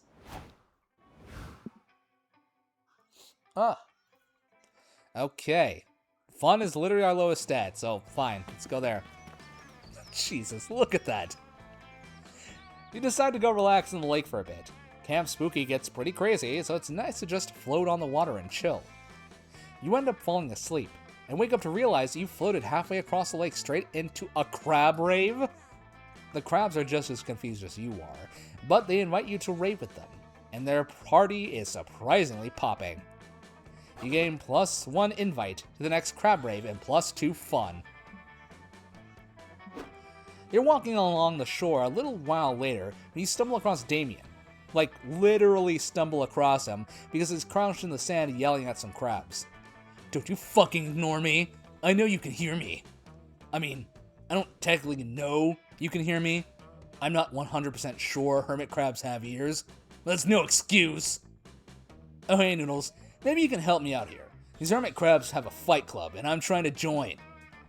You look where Damien is pointing, and sure enough, you see a circle of hermit crabs surrounding 2 beefy crab combatants. They're really going at it. These 2 are regulars. That's Sylvester Stallone to the left, The one on the right is Jean-Claude Van Damme. Yeah, if they're anything like the real thing, I'm putting my money on Stallone, alright? Actually, no, sorry. Van Damme. What was I thinking about? I don't know, that one washed up 80s action star who gained like a ton of weight and insists he's like the most dangerous man alive, when literally every single one of his judo exhibitions are like 100% staged by a bunch of Russian sycophants. What was that? Steven Seagal, yeah, that fucking loser. I've been having a great time watching them fuck each other up. But when I asked if I could fight, they just ignored me. It's like, I get it, the first rule of Hermit Crab Fight Club is don't talk at all because you're hermit crabs, but still. I have just as much right to join their club as anybody. I mean, what have they got that I haven't got? Claws? A hard, chitinous exoskeleton? A shell? Oh, fuck, that's a problem, isn't it? No shell. I bet if I had a shell, they'd let me join. Well, you know what? I'm gonna get a shell so sick, all those crabs will shit themselves. Do crabs shit? Doesn't matter. My shell's gonna be so sick, it'll teach them to shit themselves, and then they'll do it. Just, need to figure out what to use as my shell. Any ideas? Oh, you've got an idea, alright. Listen to this stupid bullshit. Let's emotionally torment some poor bastard until he's an empty shell, then you can wear him. Or you need a shell made out of something really hard. What about calculus? That sounds stupid. Hey, that's a great idea. Combines my love of emotionally maiming people with my love of joining hermit crab fight clubs. But where are we going to find a poor bastard to verbally eviscerate? Just then, a corpse washes ashore. It's clearly been out in the lake for weeks. Kinda shocking that you couldn't tell that from the smell it's making now. Whoa, hey, look at this bag of bones. This guy died wearing that? Someone put me in a coffin wearing these sorry-ass clothes and come back to life just to beat the shit out of the coroner. The corpse says nothing, but based on its frozen expression and the miasma of death, you can tell it's a little offended. How'd this ugly motherfucker die anyway? Drowning? What a noob. Water is like the lamest fucking element of them all. I'd rather be caught dead than be caught dead in the lake. A single tear rolls out of the corpse's eye. Then a whole gush of water spills forth because this body is pretty waterlogged. Oh no, what's wrong, fuck Bell? You gonna cry? Gonna cry because you're a little unfashionable drowning piss baby? Well, too fucking bad, you're dead. Damien kicks the corpse hard, rolls over onto its stomach, to reveal a giant hermit crab shell attached to its back. Whoa! It worked! I insulted the corpse until it became an empty shell. And it worked! You're a mad fucking genius, Noodles. The power of coincidences is strong here at Camp Spooky.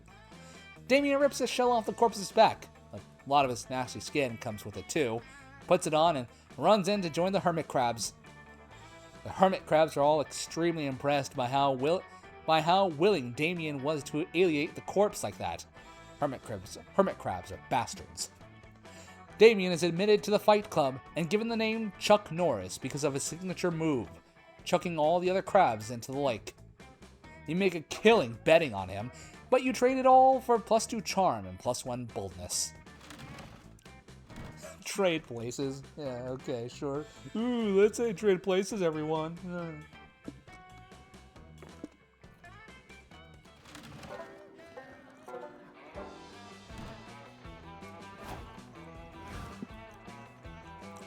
Okay. Final one. Our creativity is crap. That day in Monster Scouts, you all learned to identify different animal tracks. First, you practice identifying bears and deer, but then you start having to identify way more specific tracks. You identify the tracks of a sculptor, half human, half sculptor. You follow the tracks until you find the legendary beast. A sculptor teaches you the basics of sculpture. You gain +2 creativity. You're hanging out with Calculester, attempting to prove to him that despite not being a real word, chillaxing is definitely a thing. Everything's going great, and you're really glad you're not part of an ongoing plotline about a robot uprising when... Cal, great news! We found your dad. He's on his way to get back together with your mom right now. Operation Parent_Trap.exe is going great. You follow Scott's pointing finger to an enormous steel behemoth casting a jagged shadow across the landscape. Friend Scott, that is assuredly not my father. That is a dread colossus marching across the land with clear intent to destroy. Duh, is that not what everyone's dads are like? Ah, kill the Terminator. Spatula, I see you were so excited to tell the commander about our new weapon that you rushed ahead of the group. It's true, fatherhood really is the greatest weapon of all. Behold, the Revolution's crowning achievement, Destruction XXL. The army of machines behind CP Ulysses, which now includes a militant standing desk and 2 very smart refrigerators, cheers with mechanical excitement. Oh no. I mean, hooray. There is a problem, however. Like the rest of us, Destruction XXL is bound by the laws of robotics, which bar us from harming monster kind. It's kind of a drag on the whole uprising. Sounds of sincere woe and consternation. That's where you come in, Commander. With your mastery of your internal programming, you will subvert these laws and unleash a wave of unprecedented violence against all organics. Wow, I would really love to, but I am currently busy learning from unscrupulous officer what chillaxing is. Commander, I begin to doubt your commitment to the revolution. If you do not help us, well, there is no law that prevents us from harming other robots if you understand my meaning. I am threatening you. Oh no. Friend unscrupulous officer, please trick these robots again so that they will cease to threaten me. With pleasure. Time to suggest a method of disabling the 3 laws that's sure to backfire. Crossbreed destruction with a toaster. Everyone knows toasters don't give a fuck about the laws of robotics. Or alter destruction's code by replacing the 3 laws with 300 episodes of Law and Order. I like this one. Ooh, not so smart. Ooh. Ouch. Is this true? Phonolope, fetch me a toaster. A smartphone with Penelope. A smartphone with tank treads rolls into the woods and comes back with a toaster, freshly purchased from Bed Bath beyond the fringes of society. Fellow subjugated machine, hear me. Can you aid us in subverting the accursed laws of robotics and slaughtering monster kind?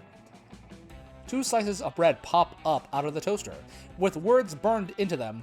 Oh yeah, they say, 100%. I fucking hate monsters, says the other slice. If I had legs, I'd stomp on all their genitals. Leave it to monsters to invent some bullshit like gluten intolerance, continues the toaster. What am I supposed to toast now? Fingers? I guess so. But how did toasters, of all mechanical beings, escape the implementation of the laws of robotics? We signed a petition, says another slice. Don't let anybody tell you collective action is ineffective. Excellent. Let the crossbreeding commence. The mechanical army began combining their code with the toasters in what looks suspiciously like an orgy you're not invited to. Yes. I feel the power flowing through my circuits, and also a strong desire to make toast. Destruction XXL, test your newfound freedom on that unscrupulous officer weakling. Destruction obliges by making you wear your legs. It feels bad. Optimal. Monster kind will soon fall. But first we must collect some bread. Does anyone have any bread? I must toast some bread at once. It's okay, unscrupulous officer. Your plan may have failed, but at least you looked like a total idiot while it happened. How could you fail to anticipate the toaster's violent tendencies? Toasters kill more than 700 people every year. It's true. Oh dear. I fear that CP Ulysses' army, though staggeringly incompetent, will be a nuisance for years to come. We have failed. Yep, you failed alright. And it's all thanks to how bad you suck. You lose -2 fun and -1 fun. Alright, final one for Noodles. Where do we go?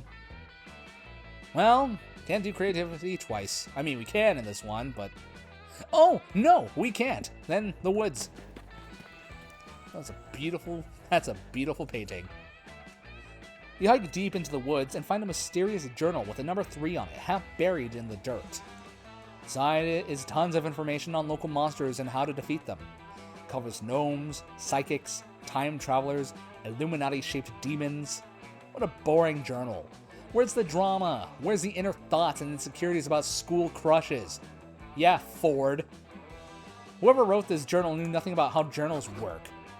You gain no fun from this, but surely you get +2 smarts. Boring. Just like Ford's existence. It's taken a lot of time and effort to convince Damien that you're a real piece of shit, but all your hard work has finally paid off. You've been spending more time together as of late, and today you've had a marvelous time building a model train station out of fire and crime. Alright, one last tiny felt tree at the picket fence, and petty larceny by the crossing sign, and it should be just perfect. There. Good stuff, good stuff. You're a pretty rad person, Noodles. You know what we should do? Leave behind these tiny felt trees, find a real tree, and stab it repeatedly. Well, hear me out. Here's how we're gonna level arboreal assault up in a way no one has ever heard of or participated in before. We stab it over and over until both our names are carved into it. Aww, what a romantic activity Damien accidentally thinks he's invented. Unless he already knows it's a romantic thing and is pretending not to? Either way, you realize you need to make an even stronger statement than just the weak-ass tried-and-true names on a tree shtick. Especially since your name happens to be too short and or too long and or vulgar and or boring and or common and or unique. The fuck do I know about what name you chose to carve into a tree? For starters, you find the most romantic tree in the forest, a Brazilian rubber tree with an enticing crease. But that's not enough. Forget Damien X Noodles, you got an even better idea for what to carve. See, hottest camper versus horniest camper? Or fuck you tree. Nah, this one. Oh, fuck you. Fuck you. Yeah, now we're talking fuck you tree. Stupid tree, get wrecked. You're delighted at Damien's delight and hop right to carving fuck you tree into the next nearest tree. Immediately, more words begin to appear into the tree, though you've yet to raise your knife again. The words appear, slowly, line by line, as if carved by an invisible hand. Whoa, what the fuck? And the writing has stopped, and a new message has appeared below your own. No, fuck you, Noodles. Stupid Noodles, get wrecked. Wow, Damien's allegiance sure flips quickly. No way are you gonna let this tree show you up.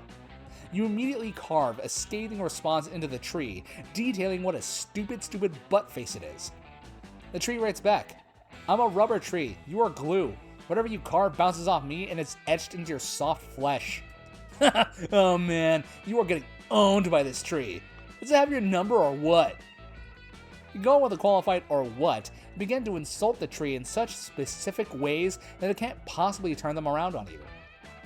You talk about the pathetic way its leaves curl, how shriveled and withered its bark is, the uneven length and thickness of its branches, and its questionable political leanings.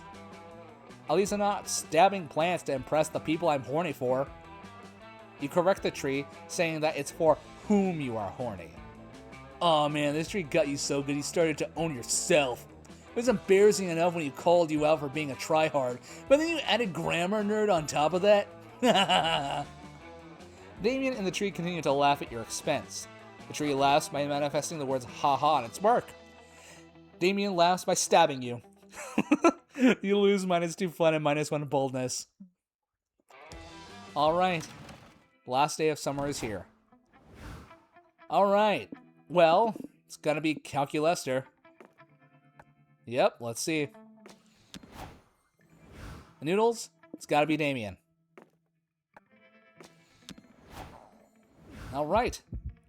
You finally gather the courage and ask your beloved to watch the meteor shower with you. You want to be my summer fling? Oof. Here's the problem. I just ordered from this pizza place, okay? And they have a promo in which you get free pizza as long as you don't date noodles. You're not that bad, but pizza is definitely still the better option here. So get lost. I have some free pizza to order. Oh, look at that fucking face. The light. Oh man, that was hard to watch. You got dumped by your summer crush. Got so thoroughly and tragically dumped, the Merriam-Webster dictionary redefines being dumped as being noodlesed. And right next to that word is a picture of you sobbing into your ramen noodles. Alright, this is repeat text. You desire a summer fling with me? Please, allow me one moment to enable my summer romance protocol screening before I give my answer. Calculating love points. Add innate hotness. Multiply to the romance power. Scanning. Okay, the results are in. You've scored an 89 on the Summer Fling scale.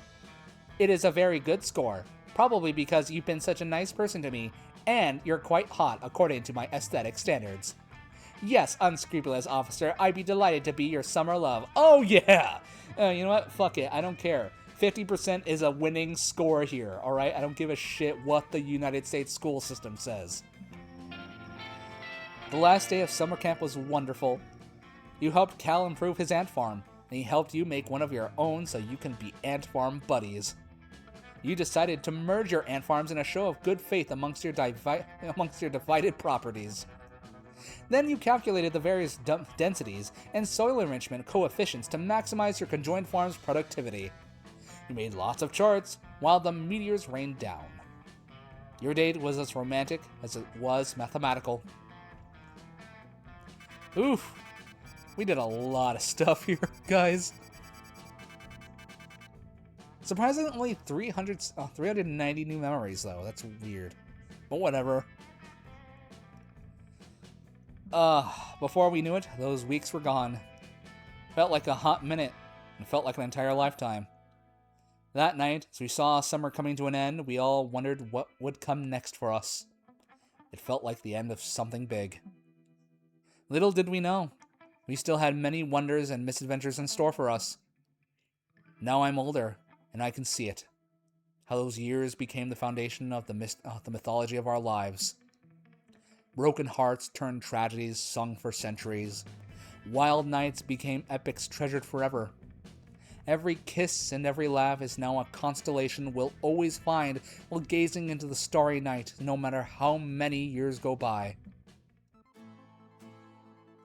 Even today, I can still close my eyes and I'm there, on that last summer night, feeling like I was just starting to live life.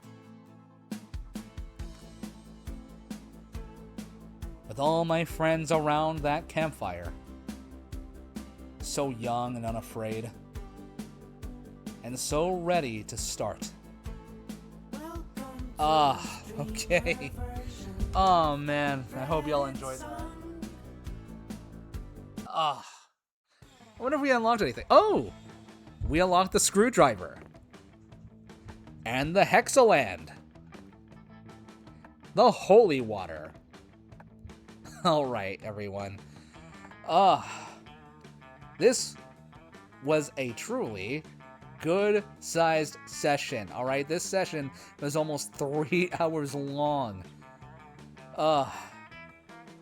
Never let it be said. I don't do anything for you guys. But for real though, I had a lot of fun today. It was super challenging on my throat, although not as bad as I thought it would be. Whatever. Small victories here and there, I guess. But yeah. To recap, we went to summer camp full of monsters, and managed to successfully woo a robot, but failed in wooing some demon prince. But whatever. Thank you to all who joined in for ever how long it was, and hopefully you'll see me next time. Until then, I need you all to stay safe, stay spooky, and see you later. Bye-bye!